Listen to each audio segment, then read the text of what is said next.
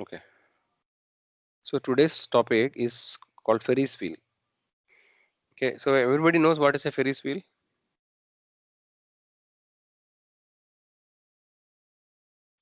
Anybody doesn't know what is a Ferris wheel? I don't know, Prabhuji. Okay. Then somebody who knows, can they tell what is Ferris wheel? Otherwise, we can Google it. So basically, my understanding is that if you go to a fair, no, like a circus fair, etc., there's a wheel called merry. I don't know how to call. Understood, Prabhuji. Yes, the So big one, go, giant if you wheel. go, yeah, giant wheel. You can see the picture, right? Like this. If you go for a Yes, Prabhuji. exhibition or something, it will be there. Okay. So here you can see, right, so many Ferris wheels. Yes. So I think this may be in Disneyland. So what is the special to the Ferris wheel? Is that, let's say you are seated in the Ferris wheel, right? Then sometimes you are on the top, sometimes you are in the various positions, right? Sometimes you are on the bottom, but then you will not remain in any place forever, right? You will remain for a small moment in this position, then you will be down, then you will be up, like basically going continuously up and down, right? So this is what is Ferris wheel. Okay, so let us understand what is today's topic in more detail when we discuss. Okay, so we will start with the shloka. This is from Bhagavad Gita 9 chapter 23rd shloka. Yepyanya devada bhakta. You can repeat after me. ये प्यान्या ये अपि देवता अन्यथा देव अन्यदेवता भक्ता भक्त्या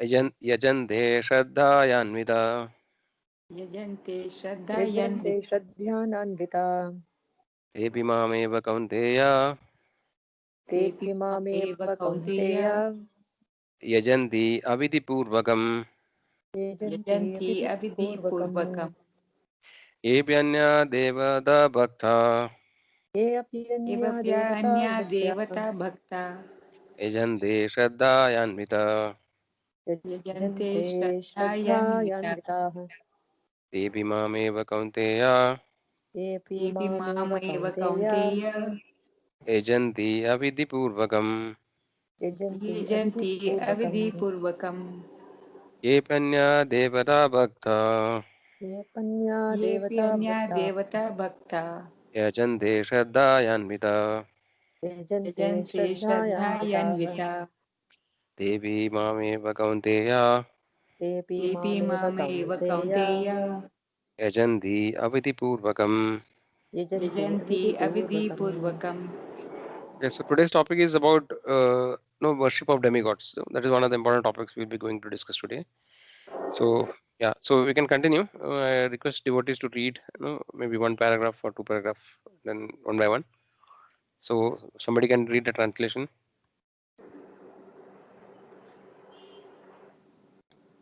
Prabhuji, I'll read. Yes, ma'am. Translation: those who are devotees of other gods and who worship them with faith actually worship only me, O son of Kunti, but they do so in a wrong way. Hare Krishna, Prabhuji. Yes, Mataji. I think anybody else is want to read, otherwise Mataji can only continue. Krishna, any other devotees want to read?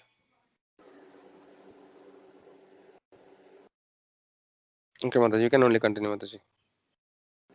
Purport: persons who are engaged in the worship of demigods are not very intelligent, although such worship is offered to me indirectly. Krishna says, for example, when a man pours water on the leaves and branches of a tree without pouring water on the root, he does so without sufficient knowledge or without observing regulative principles. Similarly, the process of rendering service to different parts of the body is to supply food to the stomach. The demigods are, so to speak, different officers and directors in the government of the Supreme Lord. One has to follow the laws made by the government, not by the officers or directors. Similarly, everyone is to offer his worship to the Supreme Lord only. That will automatically satisfy the different officers and directors of the Lord. The officers and directors are engaged as representatives of the government, and to offer some bribe to the officers and directors is illegal. This is stated here as avidhi purvakam. In other words, Krishna does not approve the unnecessary worship of the demigods. Thank you, Mataji. Thank you. So we'll read the next shloka. Uh, so 23 and 21. So this is actually two shlokas before. Okay, that previous sloka. Tetam bhuktva swargalokam vishalam. Can you repeat it me? केतं भुक्त्वा स्वर्गलोकं विशालम् Tetam bhuktva swargalokam vishalam.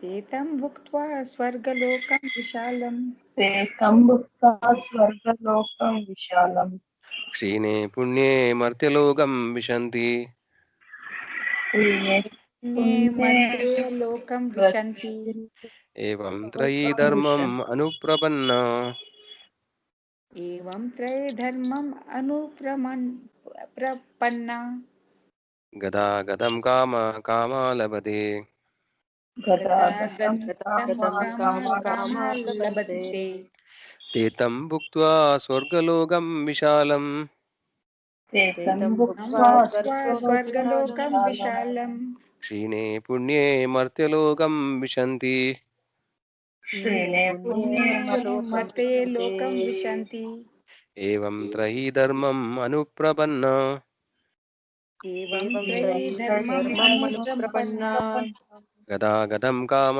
कामा लभन्ते तथागतं कामा लभन्ते ते तं भुक्त्वा स्वर्गलोकं विशालम् एतं भुक्त्वा स्वर्गलोकं विशालम् क्षीणे पुण्ये मर्त्यलोकं विशन्ति क्षीणे पुण्ये मर्त्यलोकं विशन्ति एवं त्रैधर्मम् अनुप्रपन्ना एवं त्रयी धर्मम् अनुप्रपन्ना गदा गदं काम कामा लभन्ते तथागतं कामा लभन्ते Translation.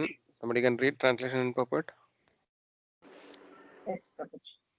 When they have this thus enjoyed vast heavenly sense pleasure and the results of their pious activities are executed, they return to this Exhausted. exhausted, sorry. They Yeah. return to this mortal planet again. Thus, those who seek sense enjoyment by adhering to the principles of the three Vedas achieve only repeated birth and death. Purport. One who is promoted to the higher planetary systems enjoys a longer duration of life and better facilities for sense enjoyment. Yet one is not allowed to stay there forever. One is again sent back to this earth upon finishing the resultant fruits of pious activities. He who has not attained perfection of knowledge, as indicated in Vedanta Sutra, Janmadhya asya yataha.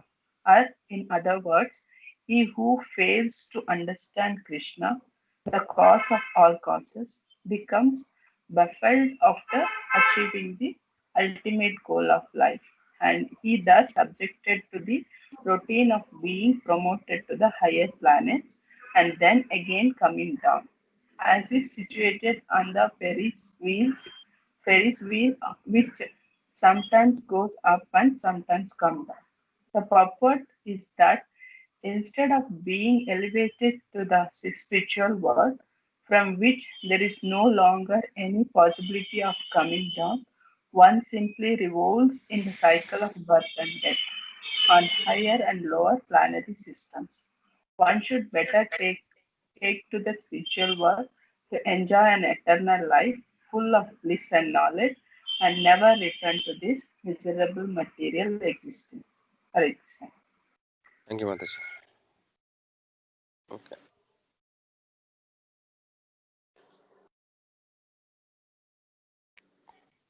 So right now, yeah, we have 6 devotees now.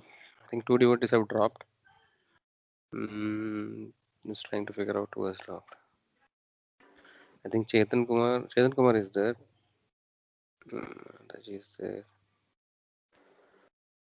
Okay. Anyway, so today's topic is a very interesting topic. So let us discuss what are the important points. Okay, so we'll go with the first shloka first. So this shloka is talking about Epi Anya Devada Bhakta Ajante Shraddhayanvita Tepi Mam Eva Kaunteya Ajanti Avidhi Purvakam. Avidhi Purvakam means not according to. the according to the prescribed method, right? Vidhi means the right method, and avidhi means basically not according to the right method. So what the Lord is saying, those who are devotees of other gods, like who worship them with faith, actually worship only me, O son of Kunti, but they do in wrong way. The purport, there are some important points. So I would like devotees to come up with the points and we can discuss the points. Because as I always tell, it is not a lecture. No, this Bhakti Vishaya is not supposed to be a lecture. It's supposed to be a discussion, so that by discussing and deliberating on the points, we can get a deeper understanding.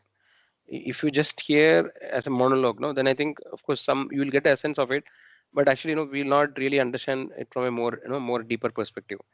Especially, like, let's say the idea is that in Bhakti Vishaya, whatever we learn, what is the important, every time in the end of Bhakti Vishaya we discuss one important point, right? There are two things we discuss. What are the two things we discuss after each session? One is about Namamrita, what is the glories of chanting of the holy name, and what is the other one, the last point we discuss every time?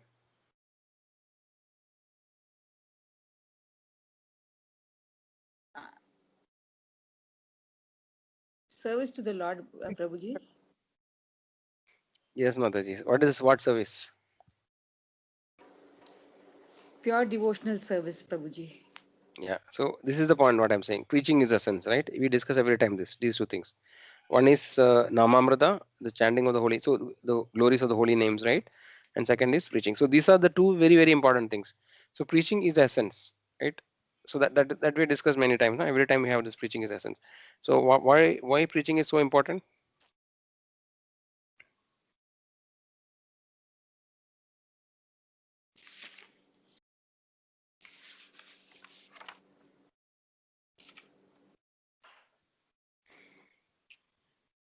Reshna, anybody? So answer is there already in the screen.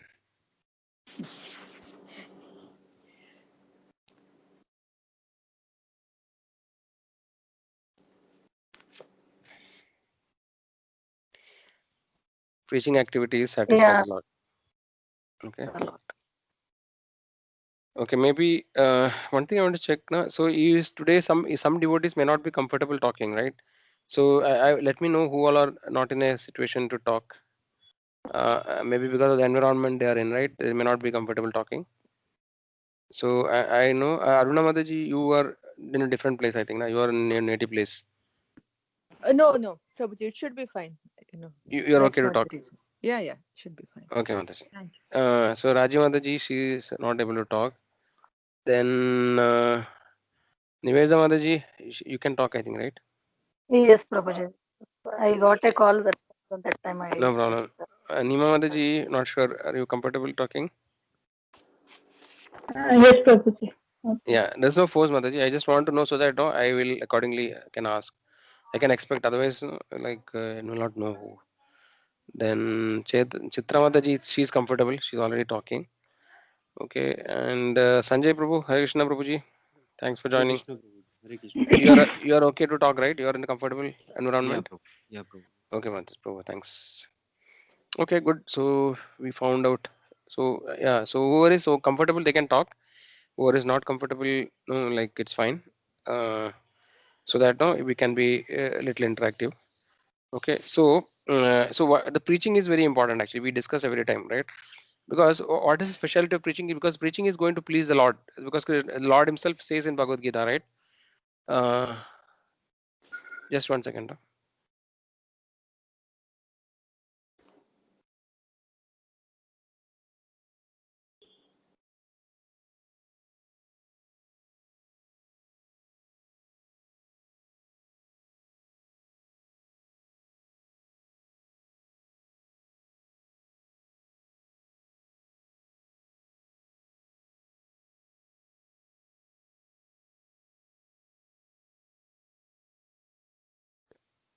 Yeah. So in Bhagavad Gita, Krishna says, no, there is nobody who is more dear to me than he who preaches my glories, right? So actually, the path of devotional service, is actually it's a very simple process, right? We know what are the basics, like we have ABCD. Then basic, just by chanting the holy name, the nine process of devotional service we discussed many times, right? Navavida Bhakti. So by executing any one of the nine process of devotional service perfectly, one can become perfect in devotional service. Though actually the process is very simple, like on a practical way level, there are a lot of hurdles in devotional service, right? For example, we discuss the different stages every time, no? Ado, Shraddha, Tata, Sadhusanga, Bhajana Kriya, Anartha Nivritti, Nishta, Ruji, Asakti, Bhava, Prema. Like that, there are different stages. So the Anartha Nivritti stage is very difficult to overcome. Basically, this is a stage where the clearing stage, where actually we get free from all the attachments. We have so many anarthas, no? We are attached to so many different things, actually, that we don't know. Just 1 minute.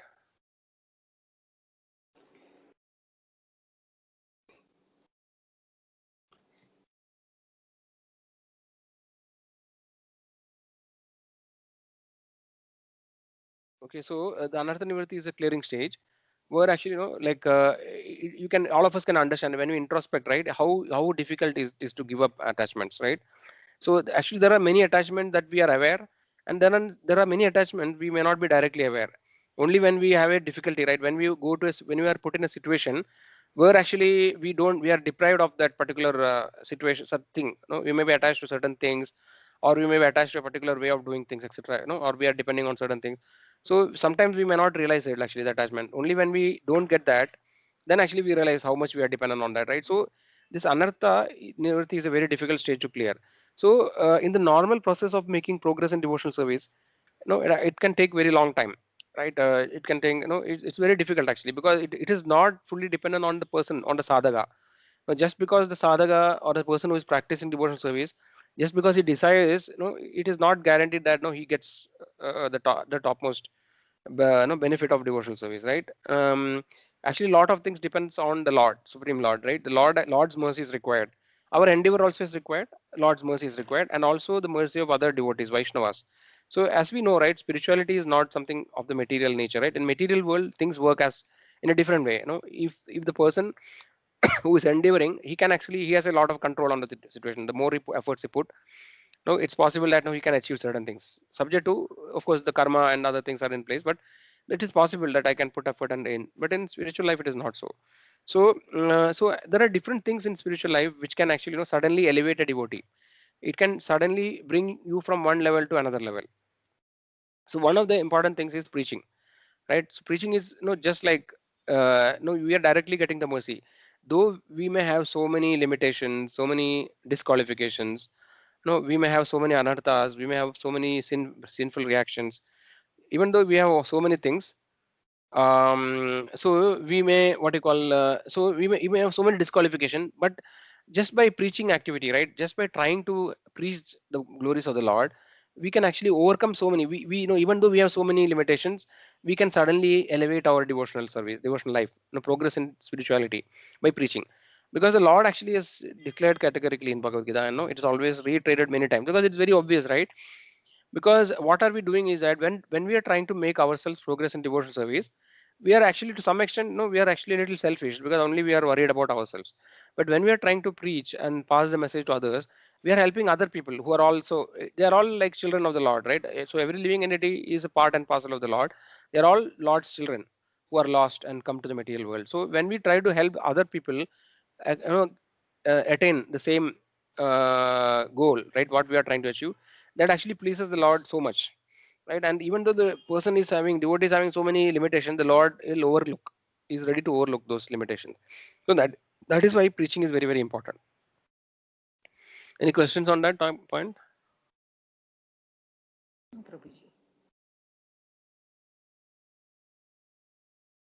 Okay, so why do we discuss about preaching here?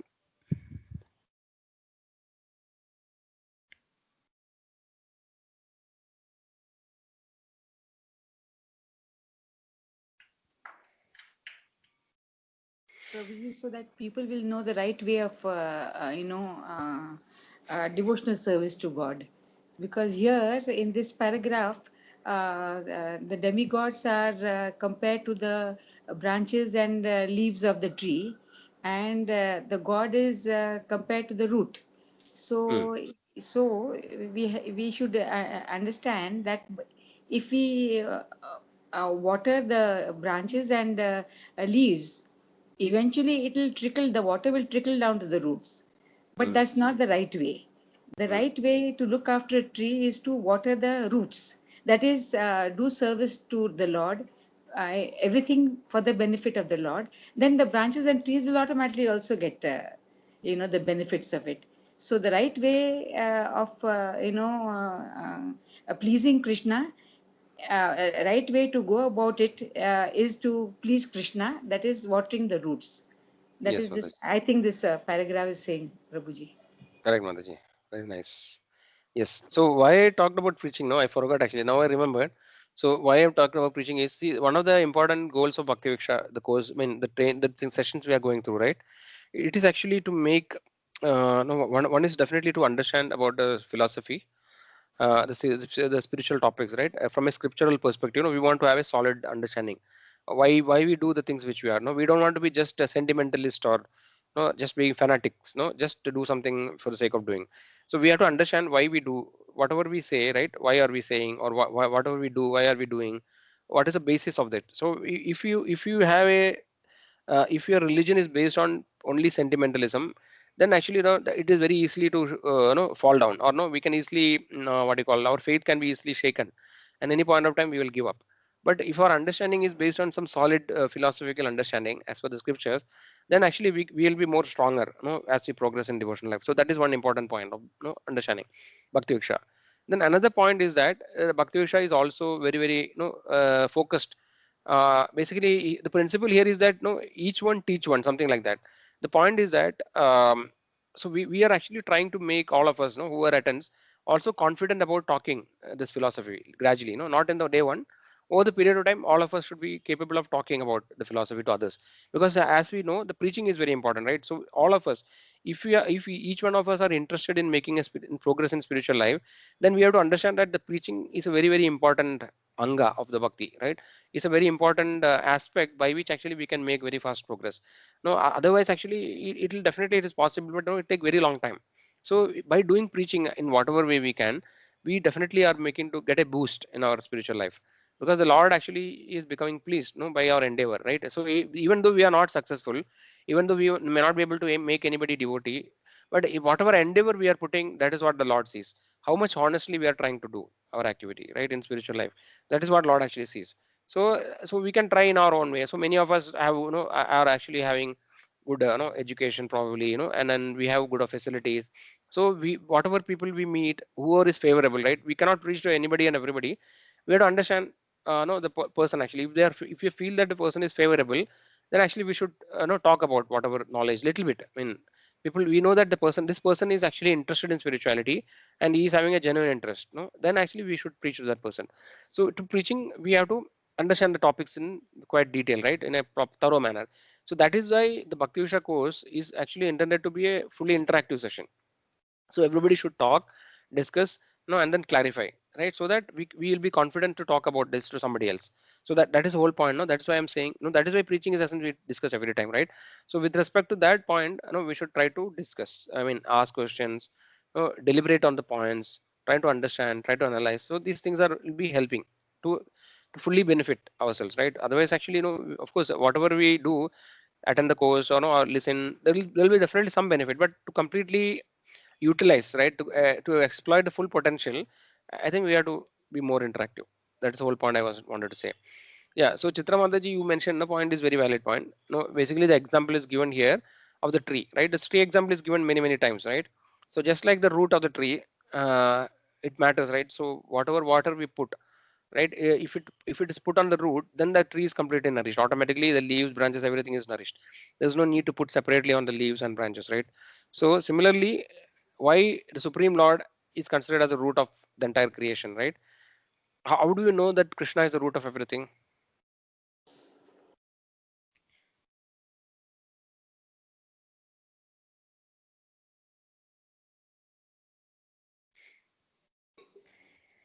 Anybody knows?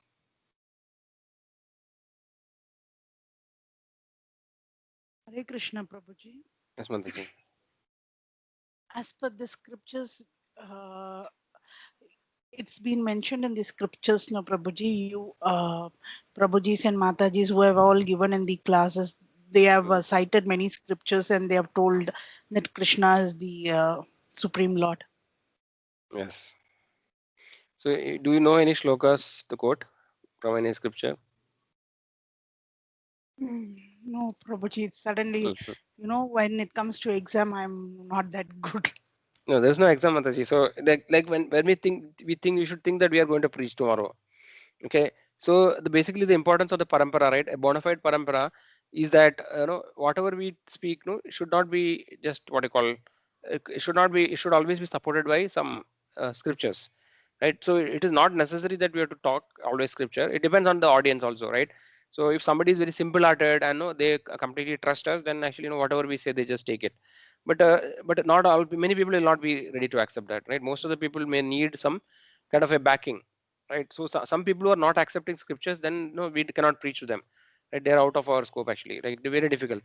But many people are ready to accept the scriptures, then actually we can talk to them on the basis of scriptures, right? So in Bhagavad Gita also, there are many slokas actually, which will tell that Krishna is saying, in Bhagavad Gita he says, Aham sarvasya prabhavo matta sarvam pravartade idivatva majantema bhuda bhava samanvita, right? That sloka is there, Aham sarvasya prabhavo. Prabhu, there's another one which Prabhuji, Yes. sorry, keep talk. You say. no, Mataji, please continue. Prabhuji, Mataji had taught us one, to learn by heart. The Sarvasya Chaham Ridhi Sanivisto. Is Yes. that the right one for this? Mataha Smritir Yes, Jnanam so that shloka says upon. that Krishna is the Lord is Supreme Lord is situated in everybody's heart, and from him comes remembrance and forgetfulness. That's the meaning of the shloka. No, Sarvasya second Jaham. one.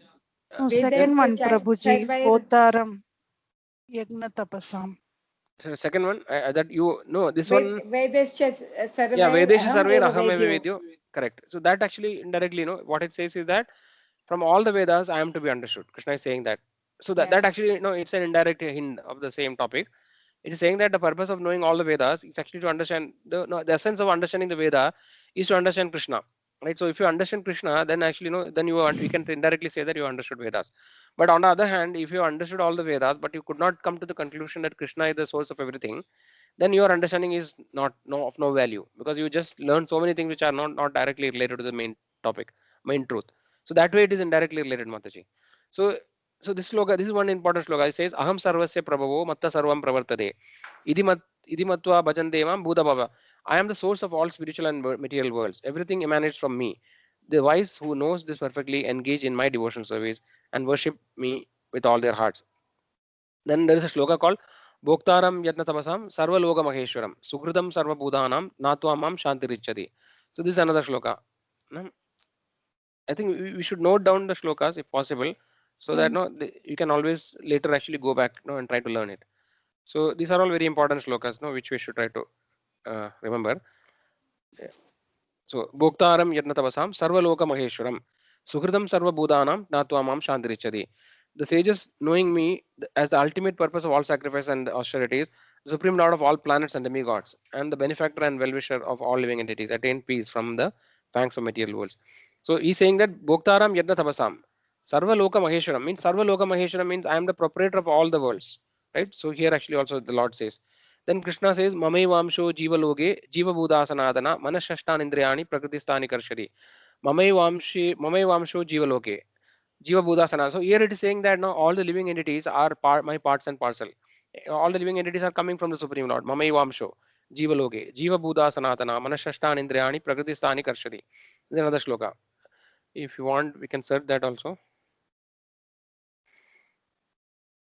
Mamai Vamsho Jiva Loge. Okay, so 15.7.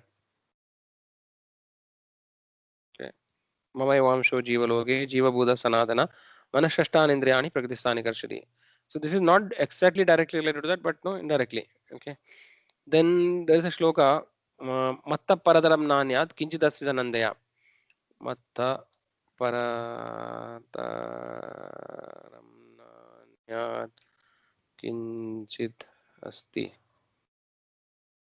Dhananjaya. 7.7. Okay. Matta Paradaram Nanyat, Kinchidasya Dhananjaya. Mai sarvamidam proktam sutre maniganaiva. O conqueror of wealth, Arjuna, there is no truth superior to me. Everything rests upon me as pearls are strung on a thread. So he is actually, kind of the source of or the support of everything. Right? He is actually saying, Matta Paradaram Nanyat. Matta paradaram nanyat. So there is nothing, there is no truth higher than me. Matta paradaram nanyat. Kinchidasya dhananjaya. Right? So basically, the Lord is saying that no, there is no. Krishna is giving the absolute truth, knowledge to Arjuna, and Krishna says that there is no truth which is higher than this. This is the topmost truth. Kinchidasya nandaya. Mai sarvam idam proktam sutre mani ganaiva. Like just like all the pearls are strung on the thread, like that the Lord is the support of everything. Then there are many more shlokas actually. Krishna says, "Na aham hi adi devanam." Right? He's saying that, "I am the source of all the demigods." That also I think we should. That's very important. I think in this context, what we are discussing today. Aham hi adi devanam. Aham adir hi devanam. So 10.2. So what he says, Name vidussuragana pravavanna magarshaya. Aham adir hi devanam magarshinam cha sarvasha. Saying, neither the host of demigods nor the great sages know me, my origin, for in every respect I am the source of the demigods and the sages. Like that, no? So these slokas are all the scriptural, support to the fact that Krishna is the root of everything, right? Then, of course, we know Prabhuji, the that, yeah, seed, I am the seed giving father. One shloka is there, no, yes, Prabhuji? yeah, yeah. Is that way? Aham bija pratapita. Yeah, yes, I am the chapter. Aham bija pratapita. 14.4. Sarvayonishu kaundeya murtaya sambhavadya tasham brahma mahadyonir aham bija pratapita. It should be understood that all species of life, O son of Kundi, are made possible by birth in this material nature, and that I am the seed giving father. Yes, Mataji. So this is also like that. There are many shlokas which actually, which actually we can say prove that the Krishna is the supreme of root of everything, right? Most of ninth chapter says that, no, Prabhuji, that I saw the text, 9th chapter, 17th text, Pitaham Asya Jagato. He says, God says, I am the father of this universe, mother, the Yes, Mataji. support, and the grandsire. I am the object of knowledge, the purifier, the syllable Om. Yes. So ninth chapter is Most talking of about the ninth opulence of the chapter, Lord. I think ninth yes, chapter, Prabhuji, ninth chapter it is, or 10th. confidential knowledge. Okay. Even 10th also, I think there are many verses. Yeah. Um, yeah. So here it is talking spiritual knowledge. Which sloka, this is about spiritual knowledge it is talking now. Which sloka, Mataji? 17th chapter, 17th text, Prabhuji, 16th text, 17th text, 18 of Yeah, I 9th think chapter. correct. Yeah. So here also, 8th also, there are many shlokas in this chapter, I think. Sarva Bhudani Gaundeya Prakritim Yanimamigam Kalpakshaye Punastani Kalpado Visarjamagam. O son of Kundi, at the end of millennium, all material manifestations enter into my nature. And at the beginning of another millennium, by potency, I create them again. So basically, Lord is saying that everything rests in Him. Then Prakratim Swam Avastabhya Visarjami Puna Puna Bhudagramam Imam Krishnam Avasham Prakriter Vashat. The whole cosmic order is under me. Under my will, it automatically manifests again and again, and under my will, it is annihilated. And yeah, so I think we can. I think we if we discuss now, I think we'll be out of track. So, but I know essentially there are so many shlokas which actually support. Right, 17 you told Mataji. Yes, Aham Prabhuji. kraduraham yajna. So, but I am ritual, I am sacrifice, offering, etc. Pidaham asya jagado mada dada pidamaha vedyam pavitram ongaram rig sama yajurevata. I am the father of the universe, the mother, the support of the grandsire. I am the object of knowledge, the purifier and the syllable Om. I am the rig, sama, and the Yajurvedas. Yes, like that. He continues. Actually, I am the goal, sustainer, maintenance, witness, refuge, and the most dear friend. I am the creation and annihilation, and the basis of everything, the resting place of the eternal seed. I give heat, like that. Actually, I am immortality. I think in the next chapter also there is a lot of the opulence of the Lord. Actually, Krishna, a lot of opulence are given. Yes. Yeah. So this is the shloka also related to demigods. Traividya mam somapaha putapapa yatner ishtva swargadim prabhadyante te punyamasadya surendra logam nashnati divyan divideva bhogan. Those who study the Vedas and drink the soma juice, seeking the heavenly planets, worship me indirectly.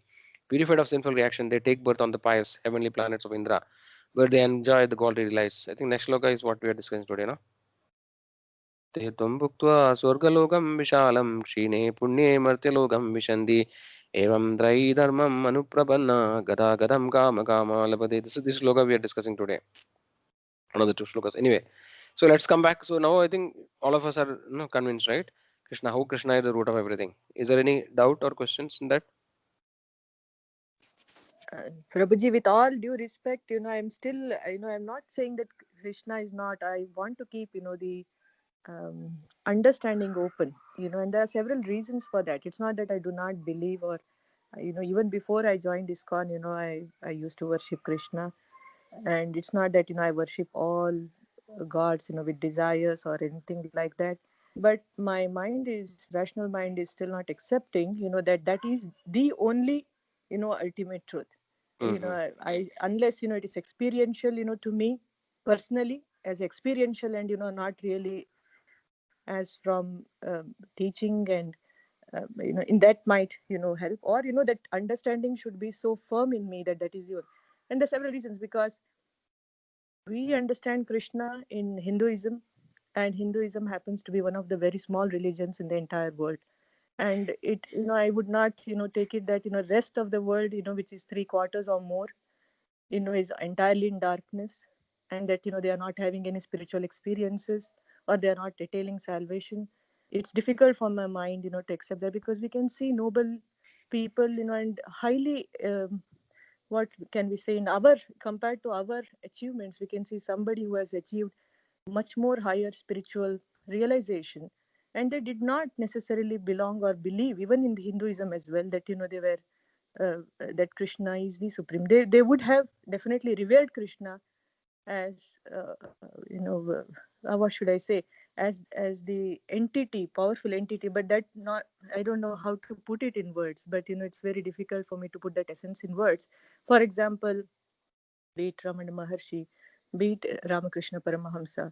And there are several of such Maharshis, perhaps some named and many more unnamed, who are there, and who have all this higher realizations, and they have not, when they came back from the realization, from their samadhi, they did not proclaim that one has to leave all demigods and only pray Krishna. They did not say that, and I wonder why they did not say that, if that is the truth. Why did they not come back and just say the easiest way, quickest way is this? Neither did Western philosophers, who were also highly attained, who have also, and or should we take it that none of them are attained, which is also not right. So my mind would not accept that rest of the world is not getting any salvation.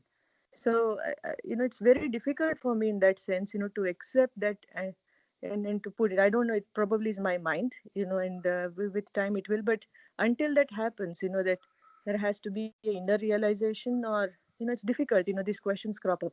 And one of the major reasons, why again and again it happens is a lot of I know, I'm sorry, I'm taking up your time, but because this is important and you wanted whether we all of us believed, so that's the reason why I thought I will bring it up. But to be very brief, in several near death experiences as well, when we think that death is kind of one leveler, and then you should have similar experiences, really. And I was very intrigued, and very, it put me into a lot of questions, that the NDE that happened in Hindus, that happened in Christian, or European believers, non-believers, they even at least somebody in the non-European continent should have had experience of uh, the Krishna, like thing, but they did not come back and say that that is how it was. So that, all of these questions, really puzzles me at times. It doesn't take me out from my effort to sincerely understand this subject more and more, but it's still, I do not want to train my mind in a way which is, I don't know, in my words, perhaps, slightly blunt and blind, to accept that this is the truth and then go there. I would probably want either an experience, or more understanding, perhaps more rationalization, more understanding as to what happens in those processes, even as after death also. It's not the reality, ultimate reality, but those people who have had that have profound experiences. It has changed them, their perception. But interestingly, they have never said, that Krishna is, that is their experience. that that there is to be only, they only felt that the energy is one, unified. And that so that was their experience. They did not call it by any name. Even those who, some people claim they've seen Jesus, some people claim they have not seen Jesus, but they have experienced energy.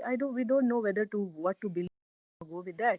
But it's all very, very intriguing, Prabhuji, that we only belong, Hinduism only belongs to a very small sect, and the rest of the world is not, but the rest of the world survives.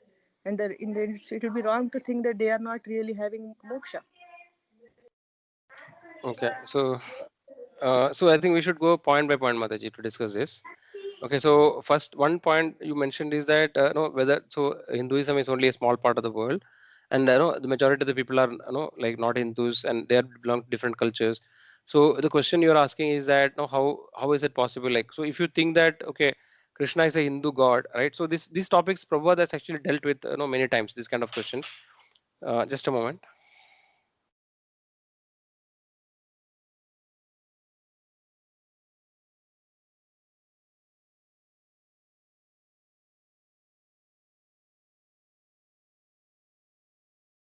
Yeah, so sorry for that. Yeah, so these kind of questions, Prabhupada has went to the Western countries and preached, right?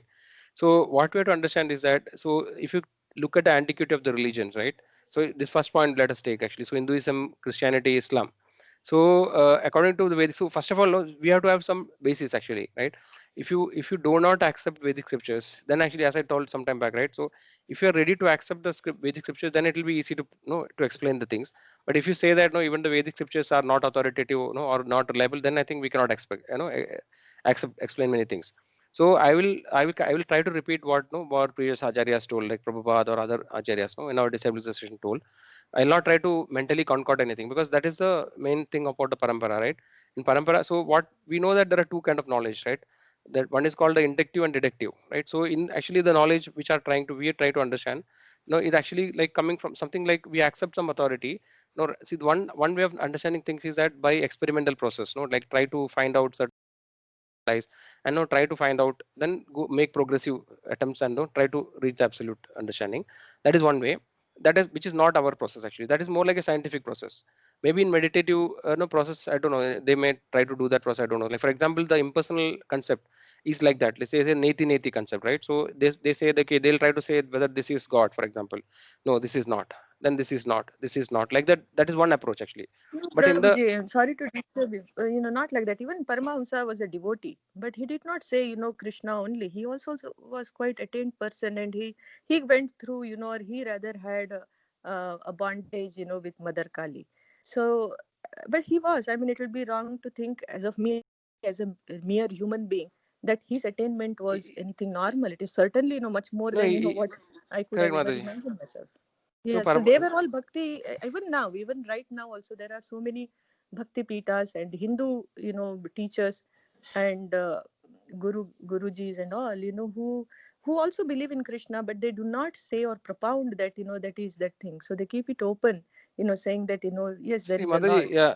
See, Hmm. the thing is that, see, there are different ways of different philosophies. For example, we can have a philosophy by which we can keep it very open, no, and so that we can accommodate more people into that belief. And so the idea is not like that. So what is actually happening, Mataji? See, the fact there cannot be multiple absolute truths, right? Ultimately, there should be one source of everything. There is one absolute truth. Now, how do we have discussed it earlier, no? So how do we perceive the absolute truth can be in different levels. So we discussed about it, no, Brahman, Paramatma, Bhagavan, the three different levels of absolute understanding. So in the different parts of knowledge, like for example, so Ramakrishna Paramahamsa, I have not studied much about Ramakrishna Paramahamsa, no, or Swami Vivekananda or Ramana Maharshi, right?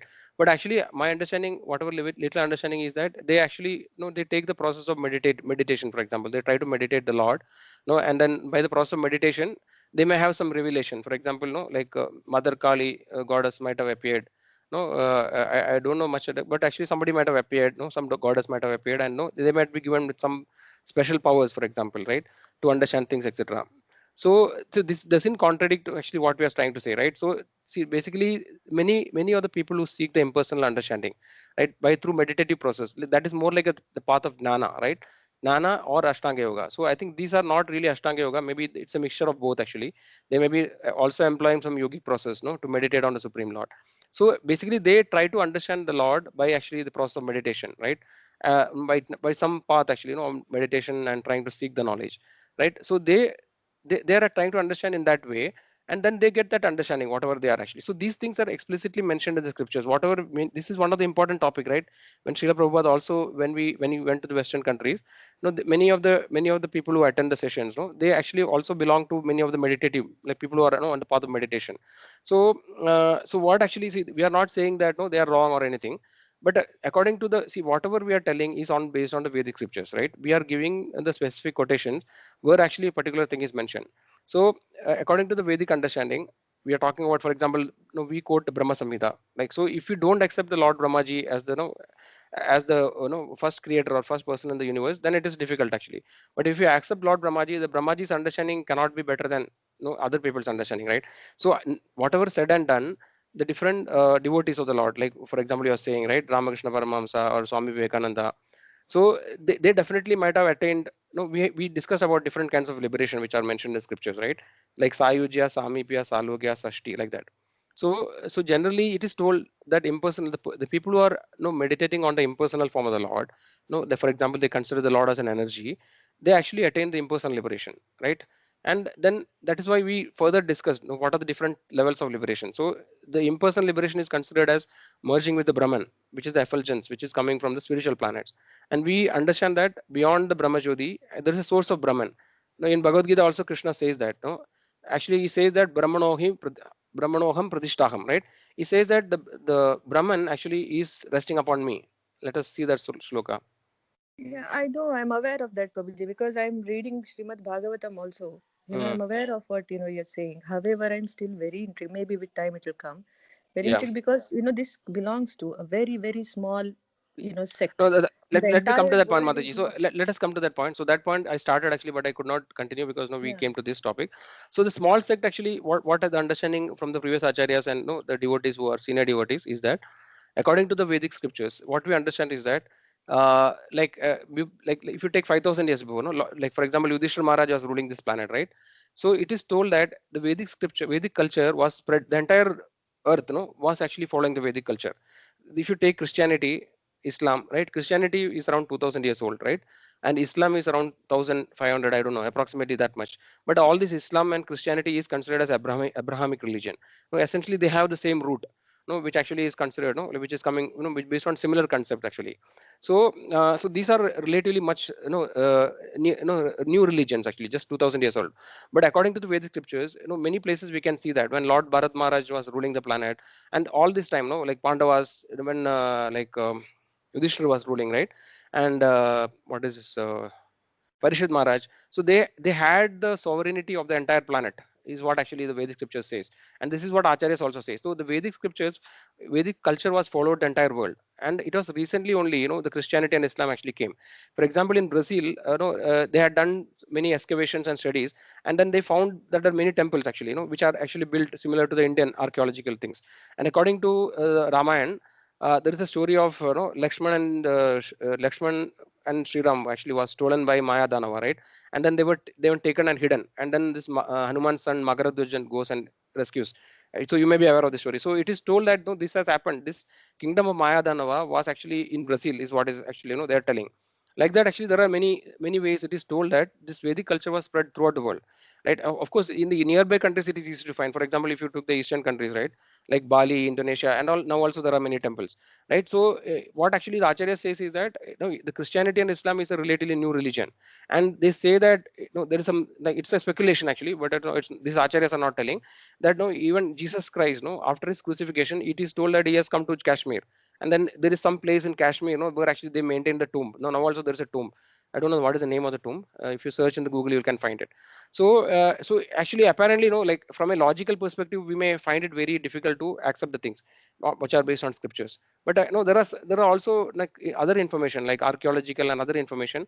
There are also books which are written actually by some devotees. No, there is something called forbidden archaeology, and then which is written by a devotee called Duta Karmadas. So there are some devotees who have actually put some effort. It shows Prabhuji. It shows presence of Hindu temples, but not necessarily Krishna temples. It says Yeah, Rama, Indonesia and all is on Rama and Hanuman. And in some of Okay, the so views, Mataji, so we have to go step Mm, by step. So first thing is that no, so first question. So now if the question is only whether Krishna is supreme, then that is separate topic. But no, if you so we have to go step by step, right? So we have to focus on what exactly is the point. So there are multiple aspects in your question, right? So one is that no, whether only Hinduism is a small religion. That aspect I'm trying to address. So in this way, now let's say if you are accepting that, then only question is that whether Krishna is supreme or no, where some other like Rama is supreme or Vishnu is supreme or Ganesha is supreme or Durga is supreme. So if that is the only question, then we can focus on that.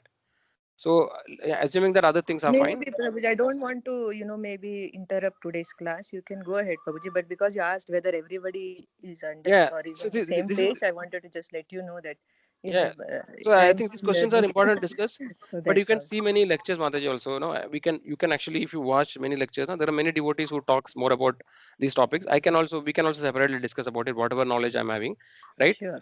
So basically, it's just a matter of see, many devotees find it difficult to accept. For example, no, many devotees who are Lord Shiva. See, basically, primarily there are two main sects you may know in the Indian this thing, right? Tradition. One is the Shaivites and the Vaishnavites. These are the most important. And then actually comes the worshippers of Durga, like Shaktas.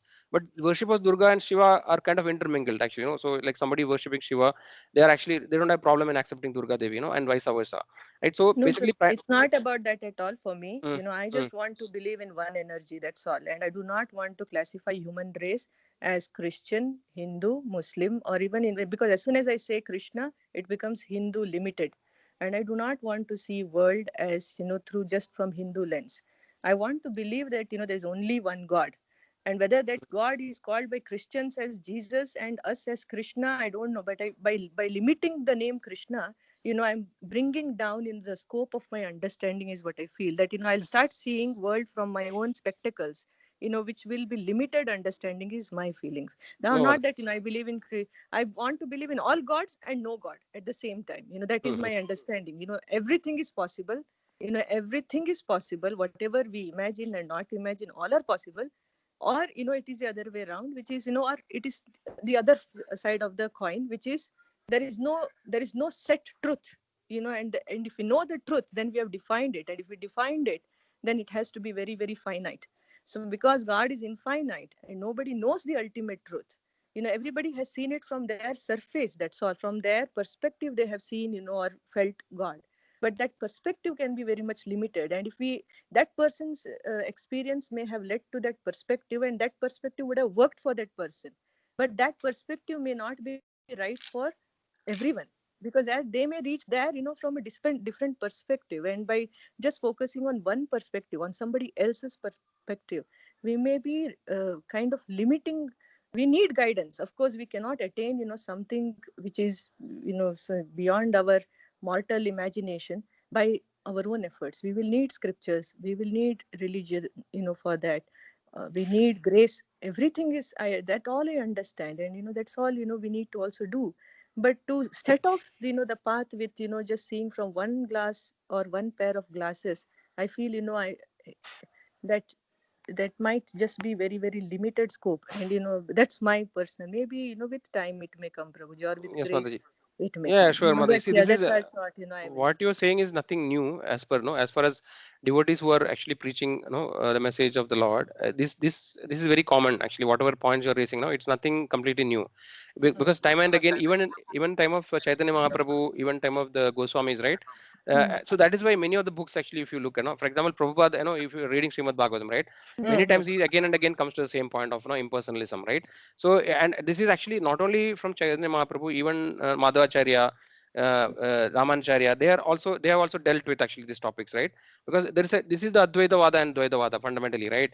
So the Advaita Vada actually, there are two aspects of Advaita Vada. One which says that there is no difference between the soul and the Supreme Lord, Advaita, right? We are actually, every living entity is temporarily No now. impersonalism, no energy, not just that, Prabhuji, but but just to say that our God is the only God, Uh, and that others I'll God is not God. correct, That is Mataji. what See, I feel very, because they might have enough things in their biblical literature. I have not read Bible, but let us say that they might also have that. And they might also say that, look here, we also have this, and we have experienced God. Have you experienced Krishna?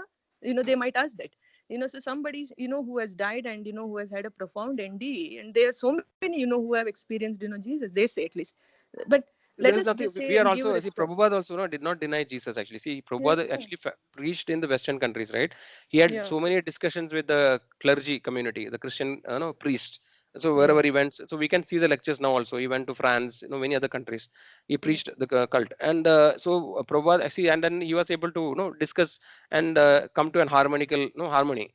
So basically, what actually see, everybody understands. So anybody who is thinking from a little high intellectual point, they will easily understand that there cannot be different gods, right? So there is no Christian god, there is no Muslim god, there is no Hindu god. That actually nobody praises, and Prabhupada also very clear about it. He always told that. And first of all, how he defined, even now otherwise also, right? If you forget about Prabhupada and our movement, but generally, if you talk to anybody, who actually is little bit learned in the Hindu culture, Indian culture, they will say that, they always say, nowadays it's very common and popular that Hindu is not a religion, right? Hindu is just a name which is given by the people who are on the other side of the river of Sindhu. They call them Hindus, right? Yeah. So now also yesterday paper there's a news, in Pakistan they found a Vishnu temple, right? Yesterday, a very old 1300 old temple. So basically it's very, everybody clearly knows that, like Pakistan, all the Indian subcontinent, definitely there was completely, this Vedic culture, right? Beyond that, actually, there is no, not so much of evidence, but no, here and there are some evidences. No, but the cultural influences are there. The Sanskrit language, for example, that influence in other languages, those things are there. But it may not be very so easy to prove. But nevertheless, so the Hindu, you see, this culture which was prevalent was known as Sanatana Dharma, which is known as eternal religion, right? It is not at all sectarian. It is not meant for any group of people. So this, what was told is that the Vedic culture, the Sanatana Dharma, was the religion, the principle which was followed throughout the world, right? Throughout the entire universe. Actually, it is even rather applicable for the entire universe, the Sanatana Dharma, right? So it is just a way of life. And then according to this Sanatana Dharma, they have actually, basically they identify who is the supreme Lord, right? So ultimately, see, whether they call it Jesus. So Jesus, according to Christians also, is not the God actually. He's son of the God actually. Servant of God. Yeah. He's son of God. Yeah. No, Yeah. like they have the Trinity, like they Yeah. call it like Yeah. Father, Son, Holy and the Holy Ghost Spirit. and Holy Holy Spirit. Spirit, Yeah. right? So actually, so Prabhupada used to say that, like Jesus, Prabhupada accepts Jesus very well. No, he tell that Jesus actually is son of God. There's no contradiction. And Muslims are saying Allah is the supreme, right? We also say Krishna is the supreme actually. So Allah, so they are calling him Allah, they call him, Jesus Christ. So it is not a limiting way that way actually. The absolute truth is there. Whether, see, the living entities, the Lord has created everything, right? I mean, if you understand, if you accept that there is a supreme person who actually, see, we can think two ways actually. So if you the people who are generally from the impersonal school, they think that, no, when we try to tell the Lord is having a form, they say that we are trying to limit the God, because the Lord is unlimited and we are trying to give a form for him, which actually is limiting. This is one of the arguments of the impersonal school of thought. But see, why? Because the other way of looking at it is, right, we see that the human beings are having a form, right? Every living entity in the world is having a form, right? There's no, any living entity, if you take, no, there are different animals, That I'm human. not very confused with, Prabhuji. I do accept, that there is that impersonal form is just one middle way through, and Yes, beyond that, there has to be. yeah, However, that's maybe with, as you said, if I go through all these different other videos, or maybe if I persist, and read more scriptures, maybe Srimad see. Bhagavatam So Mother, the completely, point what I'm trying to then say is that, no, correct. yeah, See, so basically, there actually there is an intelligent creation, intelligent design, and then there should be an intelligent brain and intelligent person, right? That has to be there. Otherwise, no, it cannot just come from nowhere, right? So there is an yeah, intelligent person. That is what actually, every religion say that the Supreme Lord is a father, right? And the living yeah. entities are his children. This is what all religion says. There is no difference in that, right? In a principle. So there is a Supreme Lord. Now, whether actually Durga Devi is supreme, or no, Lord Shiva. So then next question is that, right, whether Krishna is only supreme? That is the final question, other question which is pending now. And then your question of near death experience, which are experienced by the different people in different world. So what I understand from that information is that, generally people, most of the people have a experience that they went through a tunnel, then they see a light. So it's very abstract actually, right? So so we are not very sure, though we use this near death experience as a way to say that there can be life beyond death, right? That is one of the main reason we give the example of near death experience. But necessarily we don't use near death experience as a reason to prove that, no, like, God is there, or how, what is the form of the God, right? So this actually may be, may different people may have different experiences. So that actually, so near death experience is not a very very solid or logical, scientific proof. I mean, in the sense to prove the, no, to define how the Lord is. It's very difficult. It may be a risky thing to take the near death experience. It can be as an example for to show that the consciousness can persist beyond the realm of the body. When the body is not functional from a clinical perspective, the consciousness is still surviving. Like that, actually, for that we can take the near-death experience an example. But actually, it cannot be really an example to say, like we cannot say that no, all near-death experience people should see the same form of the God. I think it is very abstract. It is very difficult and very risky path, right? So let us not discuss. I mean, I'm not very comfortable taking that as a discussion point. We can just say that like, so what I understood is that, yeah, different people, some things are common, but it is not necessary that everybody had the same experience. Some of the elements which they saw is that after they actually felt that complete peace. They felt that there is complete peace. Then they felt that there is a tunnel, and then there is a end. Many of them had this experience that saw some light at the end of the tunnel. And then some of them felt that they entered into a place where there is a lot of light. And some of them, they saw their ancestors, some other past, like their ancestors who have passed away. They came and spoke to them. And some of them felt that the God, they felt that there's some person who is with a long beard, white beard and all. They spoke to them something. These are all some experiences, but I think it is not very reliable to take that as an example. They saw God, or no, this is the form of the God. I mean, is that fine? I feel my feeling is like that. Yeah, I'm not sure, Prabhuji, because those experiences are very profound, and what they have experienced is absolutely profound. And if that is because they have in that zone, experienced some things, which is completely unexplained. It's not simple experience. They have come back with a profound knowledge also. So And what is respect the to takeaway? Or if you can summarize the understanding from the near death experience, is there still something? to grab, there's so many, I think, because of now YouTube and internet, so many Hmm. experiences are getting recorded. Previously we did not have access to such knowledge, and people also probably did not load up their experiences because they did not have YouTube to share their experiences. So it's Hmm. only coming to light now. So I Yeah. was very intrigued that whether what happens with Indian experiences and what happens with Chinese experiences. And it was very intriguing, and that's what disturbed me really, that these experiences are very, very different, just like how religion is. And Yes, that Mataji. intrigued me, that at the level So of depth, probably how because we can we can be we having can just different correct. So you know, I mean, according to me, that's what the reason I'm saying that probably near death experience is not a not a tool at the moment. Whatever the information available to really support, for example, whatever we believe, like the spirituality, probably because it is possible that even the near death experience probably it is still on the material realm to some of the things which they might have experienced, right? I mean, we don't know. We cannot say that actually they have gone to some spiritual world, right? Or they have transcend the entire material realm. We don't know actually. Somebody who's had a near death experience, from clinical perspective, there is no bodily symptoms or no activity, no brain activity, no heart activity. That is all. But it is not, it doesn't really prove that they have reached the spiritual realm, right? They might have had some experience which actually can be somewhere intermediate actually. So with that, I think it is not really possible to use that as a tool to prove or disprove or anything about the spirituality. I feel like that, because there's no sufficient information there, and we Well, can't really validate also. yeah. What I will only do, Prabhuji, then, as you say, is that Mm. I'll go through this, and I'll also go through, continue with my effort, of Yes, Mataji. understanding. Maybe with, again, as I said, it'll need, sometimes grace is needed to even take out doubt. So Yeah, it will take so time. So see, yeah, not so not everybody. but So only thing, why I mentioned or brought up this, Prabhuji, is because said that preaching, and that we should, when we are preaching, we should be certain what we're, and that is why I'm not yet there, and that's why I cannot say with all purity in my heart, or that I would not be able to, what should I I say, got actually. See, I understood. that What you're to saying is that I somebody that cannot say you something which should, I'm not convinced myself, right? convinced, I will Mm. not be in a position to say you should worship this, because that is the because either I have to experience that, or be deeply convinced, like so yourself and Mataji, or other people. So that's why See, I even thought I will that's what I mention from that Mataji. something. So even everybody, even I'm not also not completely, what you Mm. call perfect or realized, right? So I'm also a kind of a neophyte only. Maybe I've been practicing for some more time. That's all. So Okay. even at times, even I may not be fully convinced about everything. No, I may also have doubts actually. But nevertheless, we have to keep faith in the Yeah, we Lord. should keep faith. Yeah, I Yeah, want to and then do keep that proceeding also. actually, right? Yeah, So yeah, everything perfectly. So it definitely. depends This on. questioning you was not with disrespect, Prabhuji. I do not want you to take No, in no, that that is okay, sense. Mataji. So I just whatever. thought I'll be honest and just tell you what is going on in my mind, so that Yeah, yeah. I like was thinking, I was this is what expecting is this the question from you situation. much. I was Yeah, expecting this yeah. from you much earlier actually, because now you're telling I'm a little bit, I'm a little No, bit. no, I I have definitely been telling, Prabhuji. I've been telling, but I'm just no, no. What I progressing in meant to say, that. na. So But from whatever I understood from you, Mataji, na, so you have been pursuing other spiritual paths, right, for quite some no, time. that's No, for not true. example, I kept it very, very open, Prabhuji. I'm not I following understand. anything. I just take the knowledge part of I it understand, and then Mataji. see, what is truth. Is God, Correct.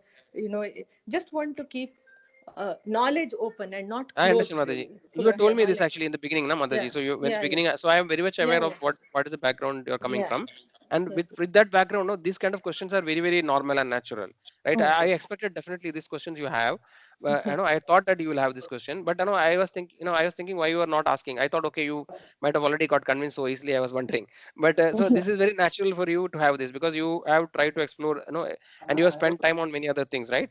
But we have many devotees, who have spent, who have actually, even followed many other acharyas for many, very long time. Okay, for example, we have one Radhan Maharaj, no, a spiritual master, initiating spiritual master. He has actually gone to, he has spent a lot of time in others, no other things. Like for example, he was in Rishikesh. No, he spent with many other kind of impersonalists. No, he spent lived with them for many years.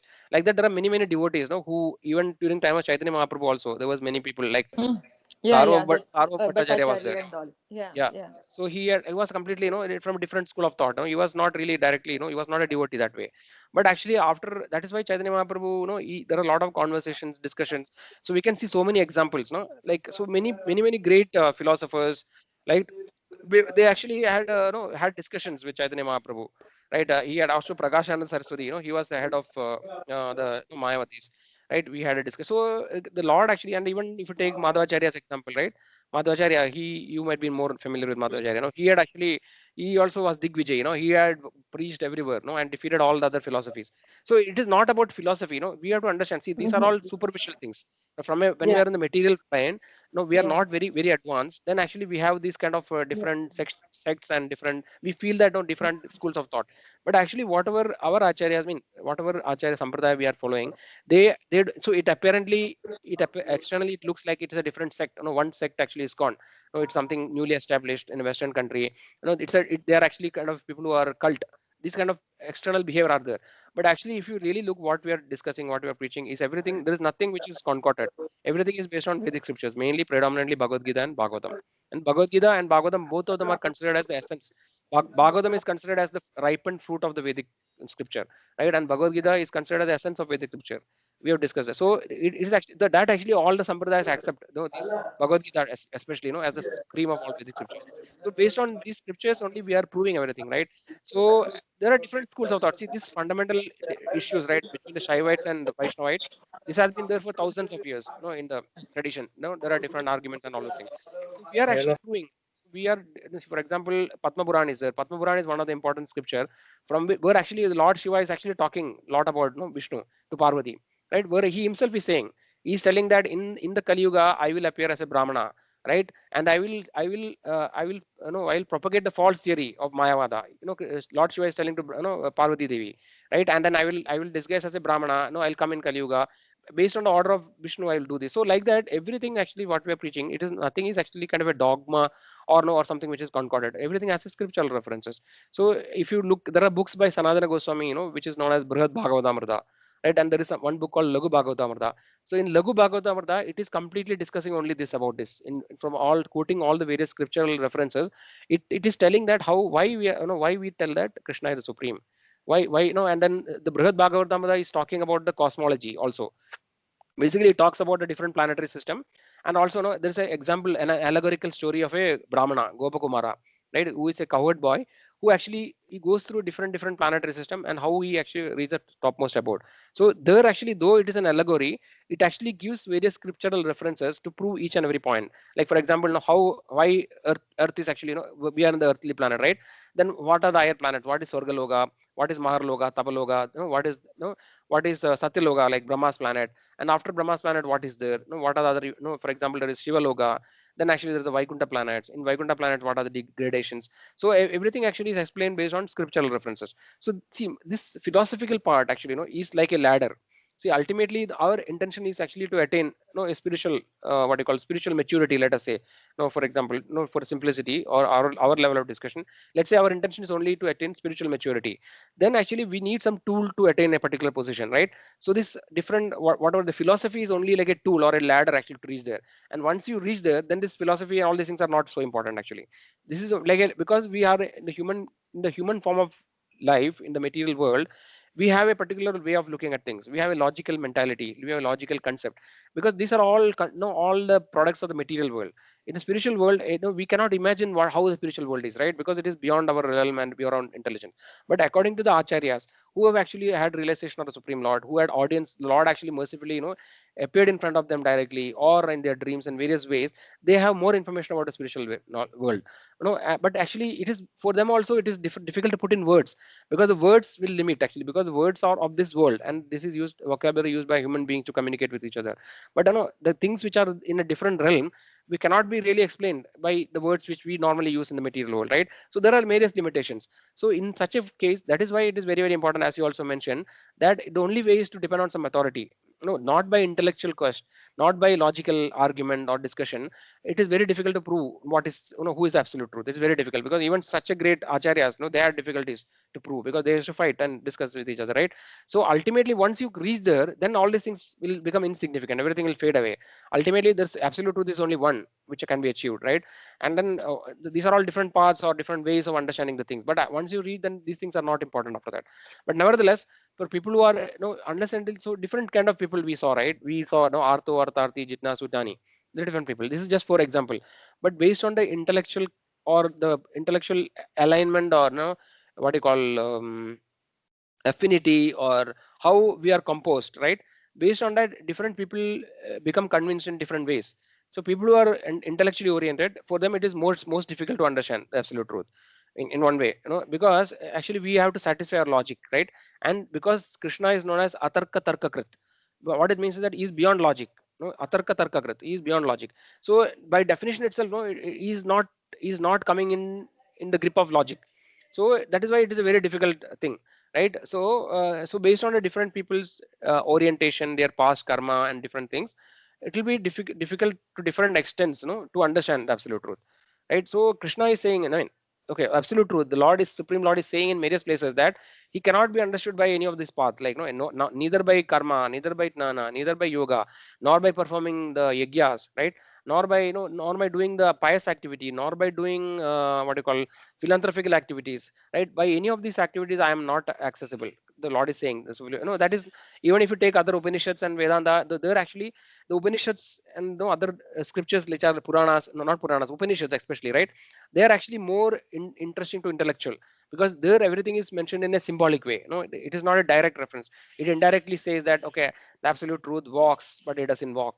No, he is actually he is finite, but at the same time is infinite. Like that, so many things. He walks, he travels. No, he's here, but he is everywhere. Like that. So this kind of intellectually, what you call satisfying approach is there in the Upanishads, for example, right? But essentially, all the different branches of the Vedic scriptures, ultimately, the idea is to find out absolute truth, right? So this, as I mentioned earlier, also, the six Goswamis of Vrindavan, which are Rupa Goswami, Sanatana Goswami, etc., headed by them. They have done complete study of all the Vedic scriptures. Because they spend, because this Sanatana Goswami and Rupa Goswami, from a material perspective, they were ministers of the king at that time. And after meeting Chaitanya Mahaprabhu, they leave leave their post of ministership, and they go to Vrindavan. Chaitanya Mahaprabhu tells them, you have to go to Vrindavan and you have to do a study of all the Vedic scriptures and to come to the conclusion, right? And conclusion of that. So that way, this Rupa Goswami and Sanatana Goswami, they spent their entire life researching Vedas. And after that, Jiva Goswami, he's also one of the greatest scholars actually, right? So he also spent so much study of the Vedic scriptures. And after, so if you have faith in these Goswamis, then we have to we can, then it will be easy for us, because we can, if we trust them, then we have to understand that they have done all the studies, and then they have provided us the essence actually to us, what actually has to be understood. So this way, but that is a material perspective. But according to spiritual perspective, which actually not everybody will have faith, according to spiritual perspective, the Rupa Goswami, Sanatana Goswami, and they are all actually from the spiritual world. Whenever the Lord is coming from the spiritual world, he also comes with his companions. So Rupa Goswami is Rupa Manjari, and Sanatana Goswami is Anaga Manjari, like that. he comes from the spiritual world to help the Lord, and so if they are from the spiritual world, then they are completely faultless. So all these acharyas are faultless. So they have done the study, and then they are giving us a conclusion. So if you trust, if you are able to trust these Goswami somehow, right, then I think it will be easy for us. But by our own endeavor, no, only by our own endeavor, by analytical study, it is very difficult to come to the absolute truth. It's very difficult actually. That is what, repeatedly it is mentioned in various places. This part. Yes, Prabhuji. Okay, so I think we have quite a long discussion here, but I think these are very Yes, important. Yeah. No, I think it's very Prabhuji, important. Very important. Prabhuji, and not only this Mataji Prabhuji, but I'm sure thousands of people, want to, have the same problem. Yes. Because for years we've been, now I'm a Vaishnavite, so it's Vishnu and all is okay. Mm. But for people who are Shaivites to say that only Vishnu is the God, remember, Prabhuji, you asked me when I joined 3 months back, 4 months back, about my religious background. I said I believe in one superpower, uh, Mhm. whatever you name it by, but there is one superpower. I agree. So I'm sure everyone has the same, Very much something at the back of the mind, Prabhuji, correct. which It's very important to eventually discuss may this. work out. Yeah. Yeah. See, even I was actually like that only. See, before I came to Krishna consciousness, I was not at all accepting. No, like I did not want to. I mean, I was exactly thinking in the same way Anna Mataji was saying, right? All or many other people were saying. So I did not want to think that, the Lord is like, he's having a form. Like I was in the impersonal. See, when I was small child, because my mother actually, they were a little bit inclined to devotional service. No, we used to worship the Lord actually. Like we had all the gods in the altar, right? But then when I started going to the college, when I become grown up, then actually I gave up that kind of a concept. It was difficult for me to accept that way. The Lord is having this form, and many of the things which are mentioned in the Puranas, it actually looks like they call it mythology, right? Because it is not, it is uncomprehendable for us. For example, they say that okay, Ravana has 10 heads, or like this Kartivir Arjuna, he has 1,000 arms, right? There are many such things. So these things were actually, I felt that okay, all these things may be, not real. They may be just thing. But actually, so see, it's like a pendulum, no? Like so sometimes we think that okay, this extreme is the best, but then when you go to the other extreme, no, we understand that no, I mean that is the best, right? But from a very superficial way, if you look, just saying that no, this particular Lord is, this is my Lord is the no, my Lord is Krishna, and he is the superior, and another person saying that my Lord is Shiva, he is a superior, and then fighting actually is very childish. This is from a for example, for a child, it may look very normal, but for a little bit grown up person, no, little intellectual person, it looks very childish. But actually if you go further, when you do analyze more and more, we have to, so because if you really believe in the scriptures and what scriptures are saying, we can validate actually, many of the things which are mentioned in Vedic scriptures, we can validate it. For example, it is talking about Vedic cosmology. It is able to exactly predict the planetary movements, right? Astrological things, they are able to predict thousands and thousands of years ago when the eclipse is going to come, and many other things, like for example the benefits of using like cow dung, for example. So many things are mentioned in Vedic scriptures, no, so many thousands and thousands of years ago, which actually all are valid actually, right? So then that way if you go, we cannot, many people are, very many people feel very ashamed, to say that okay, I'm a Hindu, because no, like, oh, in my scripture the other religious people may say okay, how it is Hanuman, you are a monkey god, or you are an elephant god, and we don't know, because we don't have proper scriptural knowledge, we feel very shy or shameful, no, hey, it is true, and then we don't have trust in ourselves, right? But actually if you really analyze, there are much more things beyond it, no, it is not just what we see on the superficial thing. So that is why it is important to try to understand more and more deeper, and no, actually if you really understand, see, don't call the supreme Lord Krishna, no, call something else. Krishna is actually one of the names of the Lord. So if you think it in a way that, if you think that it is a sectarian view, then actually it is a childish, and it is narrow minded. But actually nevertheless, whether you call him Krishna or not, that there has to be an absolute God actually, who is supreme, who is controller of everything. So we are calling him Krishna because Vedic scriptures, we are depending on Vedic scriptures, and Vedic scriptures call him Krishna. That is why we are calling him Krishna. And Vedic scripture has also given so many details about where he is living compared to other religions. See, Prabhupada also, many of the Western, see, Prabhupada's disciples, no, he went to the US, right, Europe, all these Western country went and preached. And then there were many people were, no, like some of them were hippies. Many of them were actually, from the scientific community. There are many scientists who have joined the movement. They have done very, detailed scientific study. For example, about Vedic cosmology, there are many devotees actually who have done. There is actually one scientist, no, who was, I forgot his name. I'll find out actually. So there are many people who are very highly intellectual, who has accepted Krishna as Supreme Lord, right? Because they will not just, right? Western people, they won't accept anything just for superficial, right? Because the Hindu religion and the religious information was available in Western countries for hundreds and hundreds of years. Centuries it is available. And even the, for example, Germans, they used to learn the Vedic scriptures many, many years before, like 100, 200 years before they started learning. But so they were aware of all the God. So when Prabhupada went to the Western countries and preached, right, to the US people, Americans, the Russians, the Australians, everywhere in the world, how people are able to accept it actually. So unless and until there is a solid ground, right, behind it, so it is not possible. So there is something beyond actually. See, if you look at it as just as an endeavor of a person, of a human, mortal human being, then actually it is very difficult to explain how we could achieve. So that is why Prabhupada always just used to say, it is all by mercy of my spiritual master, because the Lord Krishna is actually directly helping. The Supreme Lord is helping Prabhupada, because when he went to the Western country he was traveling in the ship, he had two heart attacks, right? And after one of the heart attack, he almost died actually. And he had an experience where actually he felt the Lord has come. He saw Lord Krishna coming in front of him, and then assuring him, and you have to go, because actually this is the mission of Chaitanya Mahaprabhu. 500 years before, Chaitanya Mahaprabhu has predicted that in every town and village, or no, every town and village of the earth, my holy names will be chanted. So Prabhupada actually was supported by the Supreme Lord. No, otherwise he could not achieve. He could not convert these people. Before even Swami Vivekananda, he went to the US, right? Is Chicago. He gave the famous lecture, right? How much time it actually had an impact. The people, the intellectual class of the people were very much enthralled, and then they were very much like they were what you call, they were very much enchanted by that lecture. But what is the impact it created, how long it lasted? Because he was very intellectual person, he could convince them intellectually, about the Vedic culture and about importance of Hinduism. I mean, generally, from a little bit abstract perspective, he gave the lecture, but everybody was enthralled. But no, not even a single person became a devotee, right? Before Prabhupada went, many other people, many other sampradaya, many devotees went actually to the Western country.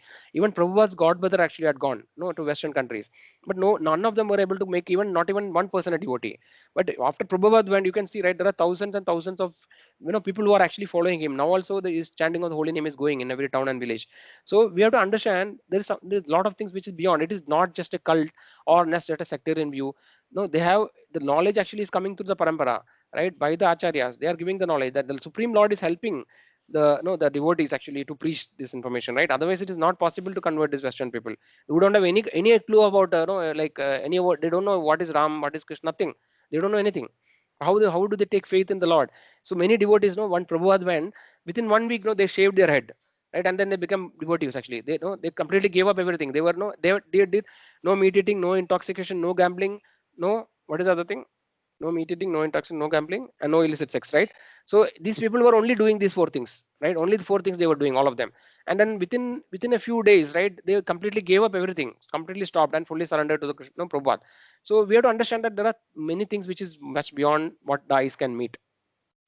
You see the purity of the devotees, right?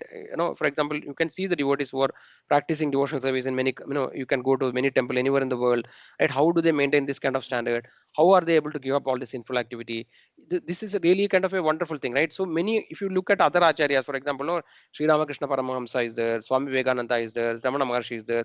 They had definitely, they have they have actually they have transformed so many people.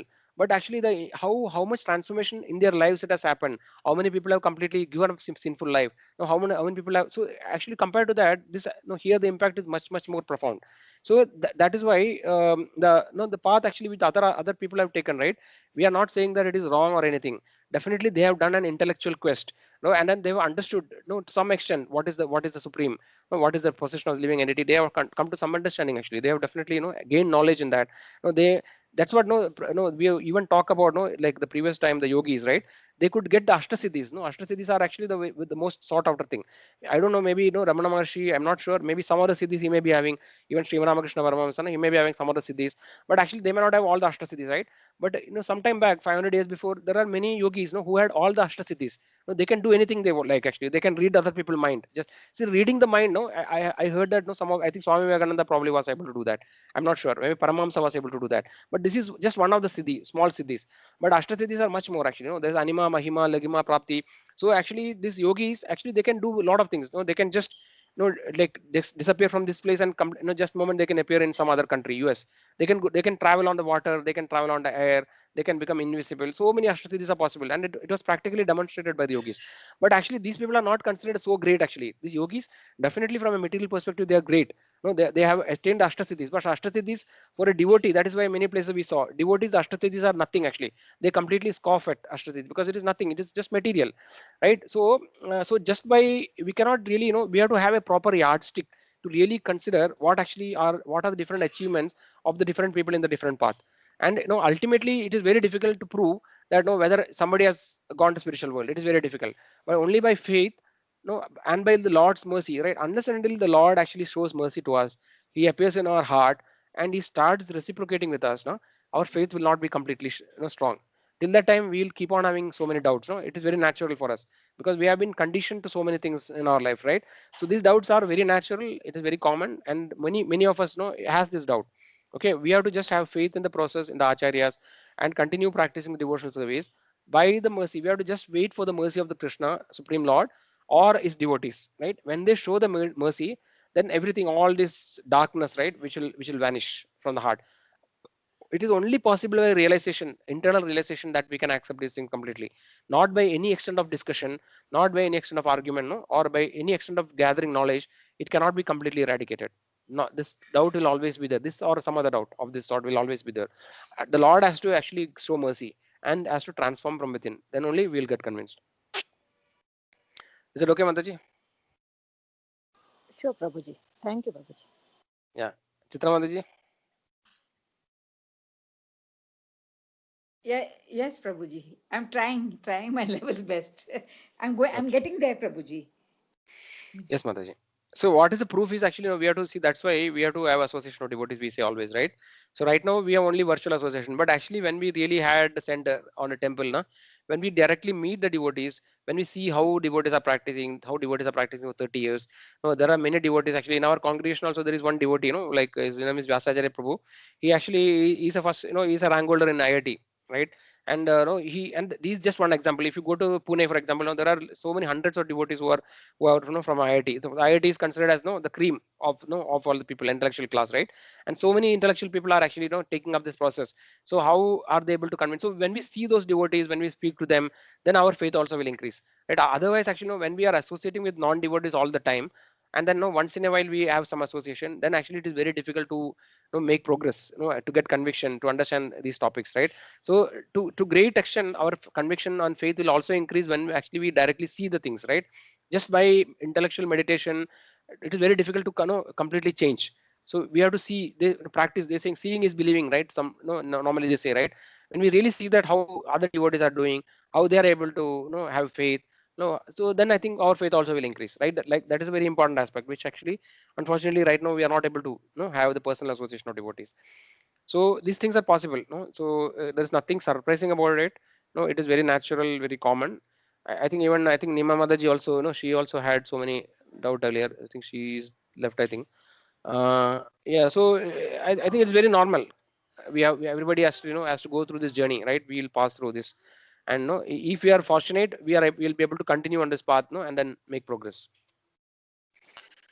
Yes, so let us all pray, for all the devotees, who have joined, that all of them, let them continue in the path, and then gradually let their faith be, more and more solid. Actually, let it become solid by the mercy of the Supreme Lord. Thank you, Prabhuji.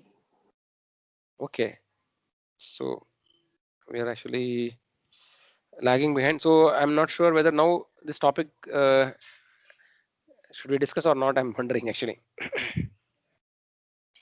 Okay, so let us stick to the scriptures. Let us stick to Bhagavad Gita. Okay, what actually is saying is that in Bhagavad Gita, we have seen Krishna. So if you accept Krishna as the Supreme Personality of Godhead, right? Reasons we have already discussed many times earlier. No, I don't want to again. We have discussed all this time. So Krishna, we are accepting a Supreme Lord, and Krishna himself is saying that, demigods, right? So this demigods thing and all. No, if you believe in demigod, right? Then actually we have to believe in scriptures, right? If you don't believe in scripture, then there's no point in believing. There's no question of demigod, because the demigods are mentioned in scriptures, right? Vedic scriptures talk about different demigod, like all the demigods, like Indra, Chandra, Varuna, all of them, right? So if you believe the Vedic scriptures, then both of them, they are they are corollaries, right? If you believe in one, the other has to be believed. So if you by the same Vedic scriptures only, we are telling that what is the position of demigod, right? For example, many times Lord Brahma has actually told in Srimad Bhagavatam the position of demigods. He himself is saying that, no, he's saying that, no, he's describing his own position. He's telling that my lifetime is only this much, right? No, because we have discussed it many times. I don't want to discuss in very simple term. The different planetary systems are explained in various scriptures, right? The higher planetary system, like for example, we say what is that? Bhur Swaha, right? So the Bhumandala, the Bhuvarloka and Swargaloka, these are the three main categories. And above Swargaloka, there are other planets like, no, Atala Vidala, sorry, what is that? Janaloga, Maharloga, Tapaloga, Satyaloga, like that. Okay, so these are according to the Vedic scriptures. It is explained. So if you want the proof, you can look in Srimad Bhagavatam 5th canto, right? The last chapters. There it is explained in detail. So so it is mentioned that there are different what you call devastations or no pralayas which are mentioned in the Vedic scriptures. We have discussed it some time back. So basically, every night of Brahma, Lord Brahma, there is a partial devastation where actually the lower planetary systems are destroyed. Okay, so this will give a good example, no? Like, so directly, if you are not able to, from a scriptural perspective, if you are not able to accept, then actually we can go by, you know, little bit cosmological perspective and try to understand whether it makes sense. So let me try to find the document. Vedic cosmology, where is it? Spiritual Vedic cosmology. So yeah, this is the scientist which I mentioned is Richard L. Thompson. Okay, you can check it out. He's also mentioned in in Wikipedia and all. You will get about him. So he was one of the devotee of, he was a disciple of Srila Prabhupada. He has done extensive research on this Vedic cosmology. From a scientific perspective, he was trying to map what actually we understand today from a scientific perspective and what the Vedas talk. Okay, so here there is one diagram.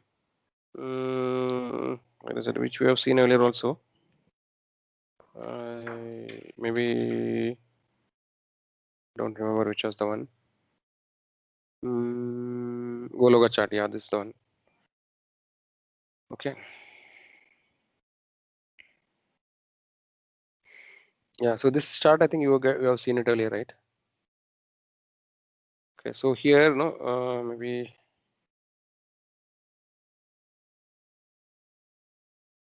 Okay, so here you can see where is the scroll bar. Yeah. So see, what we are seeing is that there is one universe, right? We are belonging to one of the universes. There are unlimited universes according to the Vedic cosmology.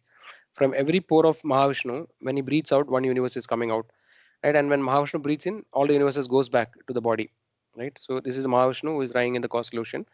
And no, this is all based on the scriptural information which is mentioned. What are the different expansions of the Supreme Lord? Okay, so Mahavishnu is a partial expansion of the Supreme Law, absolute truth. After many levels of expansion, Mahavishnu comes. We have discussed about it, the quadruple expansion, etc., etc. So this is one universe. Okay, and in every universe, it is mentioned that there is one Brahmaji. Every universe has one Brahmaji. Okay, and then every universe. So the Mahavishnu is the first Purusha, right? Is the first expansion in the material world. And when in every universe, Mahavishnu enters as another expansion called Garbhodakashayi Vishnu. This Garbhodakashayi Vishnu, you can see he is known as the Padmanabha, right? With actually the Vaishnavites generally worship the Ananda Padmanabha in different forms. In Srirangam, in Srirangapatna, in Padmanabha Swami Kshetra in Trivandrum, or various other places, the Vishnu. This is Garbhodakashayi Vishnu. And from him is actually the Brahmaji is born on the lotus, right? And then all the planetary system are existing on this. So here, every day of Brahma, the Brahmaji's one day of Brahma is the 1000 yugas we have discussed earlier, no? Basically the 4 yugas, right? Mahayuga, Satyuga, Treta Yuga, Dwapara Yuga, Kali Yuga, which amounts to around 43 lakh or something. That is one Mahayuga. When this is repeating 1000 times, that is one day of Brahma. Okay, so this many times, this lower planetary system, which is starting from Swargaloka, these planets only exist for that time. Okay, this is as per Vedic scriptures. We can easily find the proof for all whatever I'm telling now in the Vedic scriptures. So so planets which are from Swargaloka, you can see here. So from here, all this lower planetary system, they are all destroyed during the night of the Brahma. Okay, during the day, all these things exist, and during the night of Brahma, this entire thing is destroyed.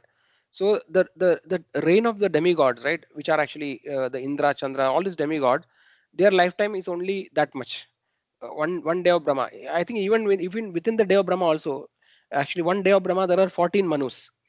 Okay, and even the post of Indra, right, changes during the every Manvantara. When the Manu's period over, then the Indra's position will change. A new Indra will come to that post. right? So the demigods are actually, their lifetime is comparatively lesser even compared to Lord Brahmaji. Lord Brahmaji is the first creator in the material universe, right? So they are actually, it is less than one day of Brahma, right? During the night everything is destroyed, and whenever the Manu changes, a new set of government comes, a new set of, like all these posts are taken by new people, new living entities, like Indra, Chandra, Varuna, all the demigods actually, right? They change. But the Durga Devi, Lord Shiva, they are actually different from, they are not coming in this demigod, whatever we are talking. Okay, Lord Shiva actually has a very unique position, and Lord Durga is actually the control of the material world. So she also is not affected by this kind of, this devastation. But all other demigods, which actually people are worshipping, they are all, their lifespan is only till that much, except Lord Brahmaji. Okay, and Brahmaji is living in, is about his Satyaloka, then the Tabaloga, Janaloga, Maharloga, right? So these are all very higher planetary system, which is beyond Swarga. And here also the living entities, no, they are also not destroyed. But it is mentioned in scriptures that during the night of Brahma, the residents of Maharloga, right, they are also affected. So these people, Maharloga people, will actually move to the higher planetary system. They will go to Janaloga temporarily during the night of the Brahma, and in the next day of Brahma, they again come back to Maharloga. But Maharloga is not destroyed during the night of Brahma. So all the demigods' lifespan is only short compared to Lord Brahmaji. And Brahmaji actually, we saw that, right? Brahma's one day is like 1,000 Mahayugas, right? And the Brahma lives for 100 years. And so the Brahma's lifetime is very, very long. It's mentioned as 311 trillion and 40 billion years. That is the life of Brahma. But the life of Brahma is just one breath of Mahavishnu. When Mahavishnu breathes out, Brahmaji's life starts, and when he breathes in, the Brahmaji's life is over. Right. So that way there is a different various gradation of time scales, which are very, unimaginable. Right. So our position is very, very insignificant. Right. For example, if you look at a mosquito, right, or you look at a moth, right, their lifetime is very different. Actually, we cannot imagine how their lifetime is, right, because they live for a very short period, few days they live. But for to them that lifespan will appear as very long, because they are able to do all the things, right, which we also do, right? So they are born, then they they just grow, then they become, they remain in a particular position, then they produce their offsprings, then they have children, whatever it is, and then they started, dwindling, and they die. So this process is there for every living entity. But for a mosquito, his life of what, 3 days is a huge period for him. You think he has done so many activities in that time. Similarly for ant, etc., right? So every living entity thinks from their perspective, right? Human beings are thinking from their perspective, but human beings are nevertheless one of the most important creation in the living, and in the creation, because according to Vedic scriptures, the human life is the topmost, in the material world, because in that form only it is possible to, get out of the cycle of birth and death which you are in, right, and get, and go back to spiritual world.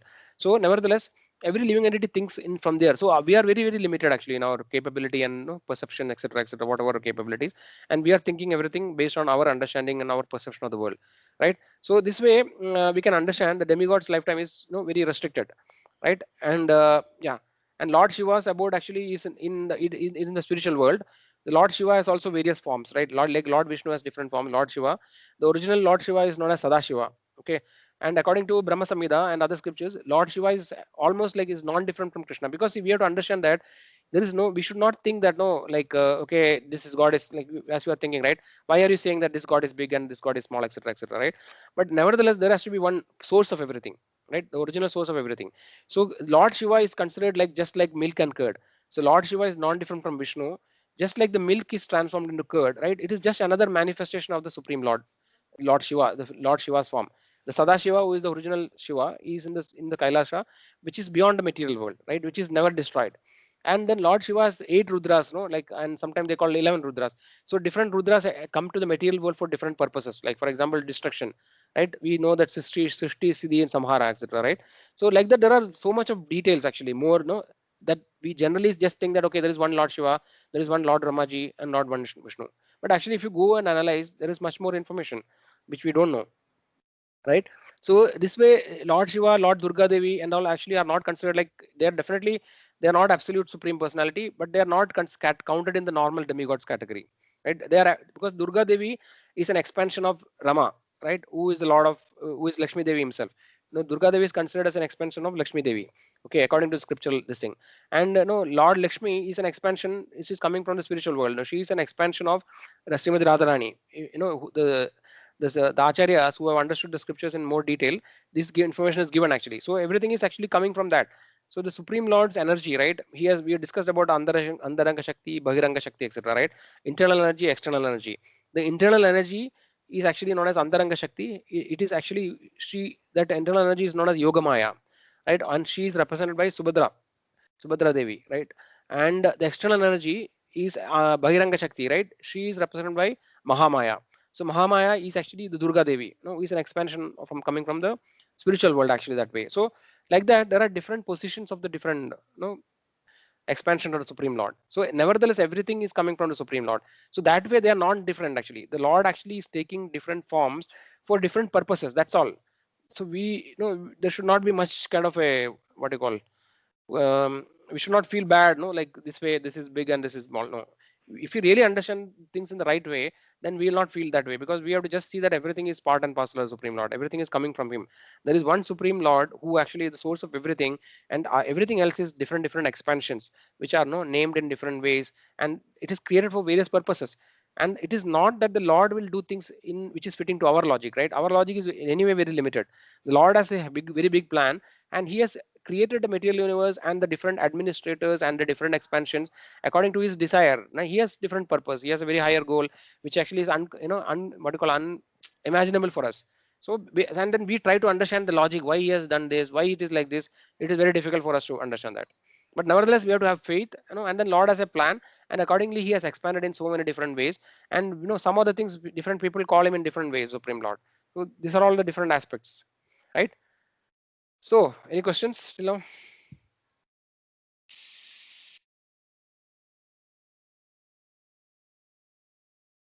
Okay, I think we are running out of time. But if there is any question which is really pressing, we can discuss. Otherwise, we'll continue. Okay, so according to this, then the next part. So the today's topic was Ferris wheel, right? Ferris wheel. So how it is a Ferris wheel? We'll let us see how it is. Okay, so this sloka is telling about Tetam. So what Krishna is saying in Bhagavad Gita is saying that so whoever is worshipping the demigods, right, other gods, they are actually indirectly worshipping me, because even though they don't, everybody doesn't accept the Supreme Lord. Let's say the absolute truth as Krishna or whatever. There's an absolute truth, but some very various people see the power which is manifested in the universe or whatever in the creation in different ways. Right? That is not the complete understanding as what actually Krishna is saying. So somebody saying that no, Ganesha is the supreme. Somebody saying that Durga Devi is the supreme. Somebody saying Lord Shiva is supreme. So accordingly, they are worshipping those devatas or those gods, right? But actually, generally, it is seen that the people who worship the different gods, demigods, they always have some material motives. They want to achieve something, because they don't. Their intelligence is limited actually. Because no, see, when they're thinking that I am the body, then their demands and their expectations are the body level. They're at the body level, right? So I want to enjoy in higher planetary system. I want to become successful in my life. I want to become very powerful. No, I want to control people. So these are all the people's desires. Accordingly, they worship. There are actually different gods, who can give different things. For example, people worship Lord Ganesha to remove the obstacles, right? And also for education, they worship Saraswati Devi, right? Somebody may worship, like Indra for actually, becoming powerful, right? So like that, scriptures talk about different demigods who can give you different benediction. And so these people who are worshipping the demigods, generally they have a material desire to fulfill, and that is why and then they are actually, these demigods are designated for that purpose, and they can give you that benediction also. But because your intelligence is limited, you are asking for something which is temporary, which is related to the body, and then they get it, and then they nevertheless, even whatever the highest benediction you can get from the demigod, you have to again take birth in the material world. You cannot get out of cycle of birth and death, right? So that is why Krishna is saying that whoever is worshipping the demigod, they are indirectly worshipping him, because everybody is they are the limbs of the Lord, right? The demigods are just the Lord is executing the functions of the material world through his different limbs, right, or different angas. So this demigod, or just like the example of the big office government, like for example Narendra Modi, or no, or if you take Joe Biden, or no, whoever it is, Donald Trump. So Donald Trump will not go to every road and sweep the road, or no, he doesn't go to everybody and collect the tax, right? He has a big government and different arms. So through the execution, through the arms, he actually executes his thing. Similarly, Supreme Lord actually has different arms and limbs to run the material universe, and the different demigods are given different posts to run it. So, but nevertheless, they are actually, because they are anga, they can also be perceived as the Supreme Lord, because just like like a police is actually coming and arresting a person. So how do we say the police? Actually, we look the police as a government, right? It is a body of the government. We see the police as a government, right? So the government actually is a big virtual or an abstract thing, but we consider the police as a government, as the government, right? Or if you say BBMP office, we have to get something, plan approval I need, or I want to pay tax. So we consider BBMP as government, right? So similarly, all the demigods are also part and parcel of Supreme Lord, right? But actually, if you worship the Anga rather than worshipping the root, then actually the benefit will be so much limited, right? So it is better. That is why Lord is saying that if you worship demigod, you are indirectly worshipping me, because they are my part and parcel, they are my expansions. But actually it is not a Viti Purvakam. According to scriptures, based on what is your goal, everything depends on what is that we want to achieve. If our destination or our goal is the topmost destination, if for example is to get out of cycle of birth and death and to attain the highest abode, then actually this is not the right worship. But if you want to attain material success, or no, you want to become successful in the material realm, then actually it is right, you can get that. Okay, but then question is that, what is the result of achieving the demigod worship or achieving the material results which are given by the demigod? So what he's saying is that Tetam Bhuktva Swargalogam Vishalam Kshine Punye Martilogam Vishandi Evam Trai Dharma Anuprabanna Gadagadam Kama Kama Alabande. So what he's saying is that basically, so for example, the highest planet, which actually in the material world you can achieve is Swargaloka. So according in the Vedic scriptures, there are different yagyas, for example, which was mentioned, Ashwamedha yagya. So if you perform 100 successful Ashwamedha yagya, then actually you can get a post of Indra.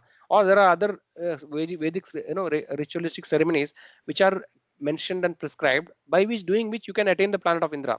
It is mentioned, right? So that is the best thing you can achieve. Other things are all very paltry. For example, you become the president of the world, right? Or a president of US, right? It is something material, but it is nothing compared to the spirit. It is mentioned in the Vedic scripture that higher planetary system, the life, they actually don't have any invalidity, right? They can enjoy for an unlimited period of time. They don't have diseases, right? They actually they live for very very long period. One celestial year, like so one day of the devatas, right? It is actually 1 year in the earthly planet, right? Like that. So it is very long period, and then there is unlimited pleasure in the Swargaloka, etc. It is mentioned, and so there are so much of benefits going there. So that is one of the highest thing we can achieve by doing the Vedic sacrifices. But what is the result, right? What is mentioned? Shine punye martilogam vishandi. So by accruing so much of punya, you can go to Swarga. But what happens? How much ever punya you have purchased or accumulated, you can enjoy it till that period. And when that price credit is over, according to the laws of karma, the living entity will again fall back to the material earth. And again, he accumulates karma. So in the entire universe, only the earth planet is actually where actually you can attain karma. Of the places you can only spend the karma, right? So this way, you basically it's just like a free wheel. You spend millions of lifetime and you go to Swargaloka, right? And then you spend a million thousands of years there, and again you will come back to the earth. Again you go, like, so you are actually, this is why Ferris wheel. The living entity is continuously rotating in the material creation, life after life in different forms, right? In different planets, right? This is why it is going on and on and on. That is why Chaitanya Mahaprabhu says, Brahmanda Brahmide Kono Bhagyavan Jiva Guru Krishna Kripa Paye Bhakti Lada Bija. So Brahmanda Brahmide Kono Bhagyavan Jiva. So Brahmanda Brahmide means Brahmanda is universe, right? Brahmanda Brahmide. So the living entity is wandering across so many millions of universes. Brahmanda Brahmide Kono Bhagyavan Jiva. Only a very fortunate person, right, who is wandering in the material universes millions of lifetime. Kono Bhagyavan Jiva Guru Krishna Kripa Paye Bhakti Lada Bij. By the mercy of Guru, spiritual master, and Krishna, by the mercy of Supreme Lord, he actually gets the seed of bhakti, right? So such a person is very very rare, very very very very fortunate. So that is why, even there are so many trillions of living entities in the world, hardly a few people take to bhakti, which actually according to the Vedic scriptures, they have again and again proven, time and again they have come to the conclusion after going through so many different processes, that actually this is the topmost, right? So only most fortunate people will be able to take it. So whoever is able to take it, who are able to follow it, are considered as the most fortunate and most luckiest, right? It is not easy, nevertheless. So that is what actually is mentioned, right? So one again, so how the cycle of birth and death, and according to scriptures it is mentioned clearly that aradhanam sarvesham Vishnu aradhanam param, right? The Lord Shiva is saying aradhananam sarvesham Vishnu aradhanam param.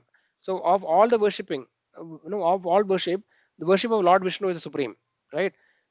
And tadiya, what is it actually? Let us search the shloka. Aradhananam sarvesham Vishnu. Then what is other shloka? Mukti pradayata Vishnu. What is shloka? No, Mukti pradayata Vishnu is the shloka, no? Huh? Yeah, so this I think there is also one shloka where Lord Shiva is saying, no, of all the givers of liberation, the Vishnu actually is the real giver of liberation, right? So that way, Lord Shiva only himself actually is telling, Aradhananam sarvesham Vishnu Aradhanam param tasmat paradaram devi tadiyanam samajaram. Lord Shiva told the goddess Durga, my dear Devi, although the Vedas recommend worship of demigods, the worship of Lord Vishnu is topmost. However, above the worship of Lord Vishnu is rendering service to the Vaishnavas who are related to Lord Vishnu. So even the devotees of the Lord actually, this actually is very, very difficult for us to appreciate in the beginning, right? So we are okay even to worship the Lord, but no, worshiping devotees, why we should we worship devotees, right? So according to the classification of devotees, right, Kanishtadhikari, in the Kanishtadhikari stage, the initial neophyte stage, it is mentioned that the neophyte devotees will not worship or will not accept the other devotees, no, as superior. But actually, what Lord Shiva is saying is that, right? Yeah, so here some information is there, but I think we don't have time. I would recommend you can search this shloka, and read it yourself later. Okay, Aradhanam Sarvesham Vishnu Aradhanam Param. Okay, then yeah, I think we have to wind up, because other things we have to finish, right? So we have taken more time. Let us. I think any point is not covered, devotees, in this. You can tell me. Have you missed out anything?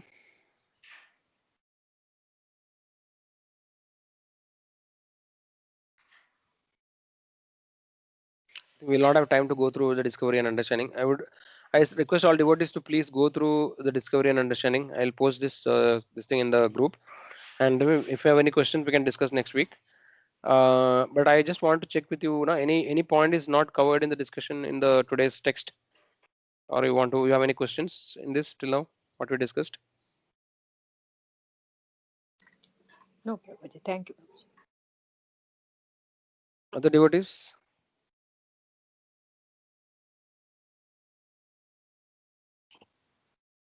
Clear, Prabhuji. Thank you, Prabhuji. Okay, then I think we'll chant one round. Sanjay Prabhu, Nivedita Mataji, Chetan Hare Prabhu. Chetan Prabhu, you had Krishna a question? Prabhuji. Yeah, Nivedita Mataji. My husband has joined today's class, Prabhuji. Okay, this is the guest, I think, no? You can see. I think he's in the name of Sendil Kumar. I don't know if No, his I think he name has is. joined as guest, I think. I can see that there's no name. I can see him as a guest. Yes, Yeah, Mataji. Prabhuji. I just want to put it across. Mataji was mentioning about joining, so he had a talk with Mataji, and he's starting to attend from today class, Prabhuji. Just wanted Yeah. to mention it to you. Yeah, thank you, Prabhuji. Sandil Prabhu, thank you very much for joining. I think, yeah, I think we had discussed a lot of things today. Maybe I think many doubts which he had also probably would have been covered, I think, in the discussion. Sure, sir. I'll do that. Okay, Prabhuji. Thank you for joining. Yadin Prabhu, we had a question? No, Prabhuji, chanting, Prabhuji. Okay, you're ready for chanting. Okay, then I think I'll stop the recording. So anybody has missed the session, they can go through the recording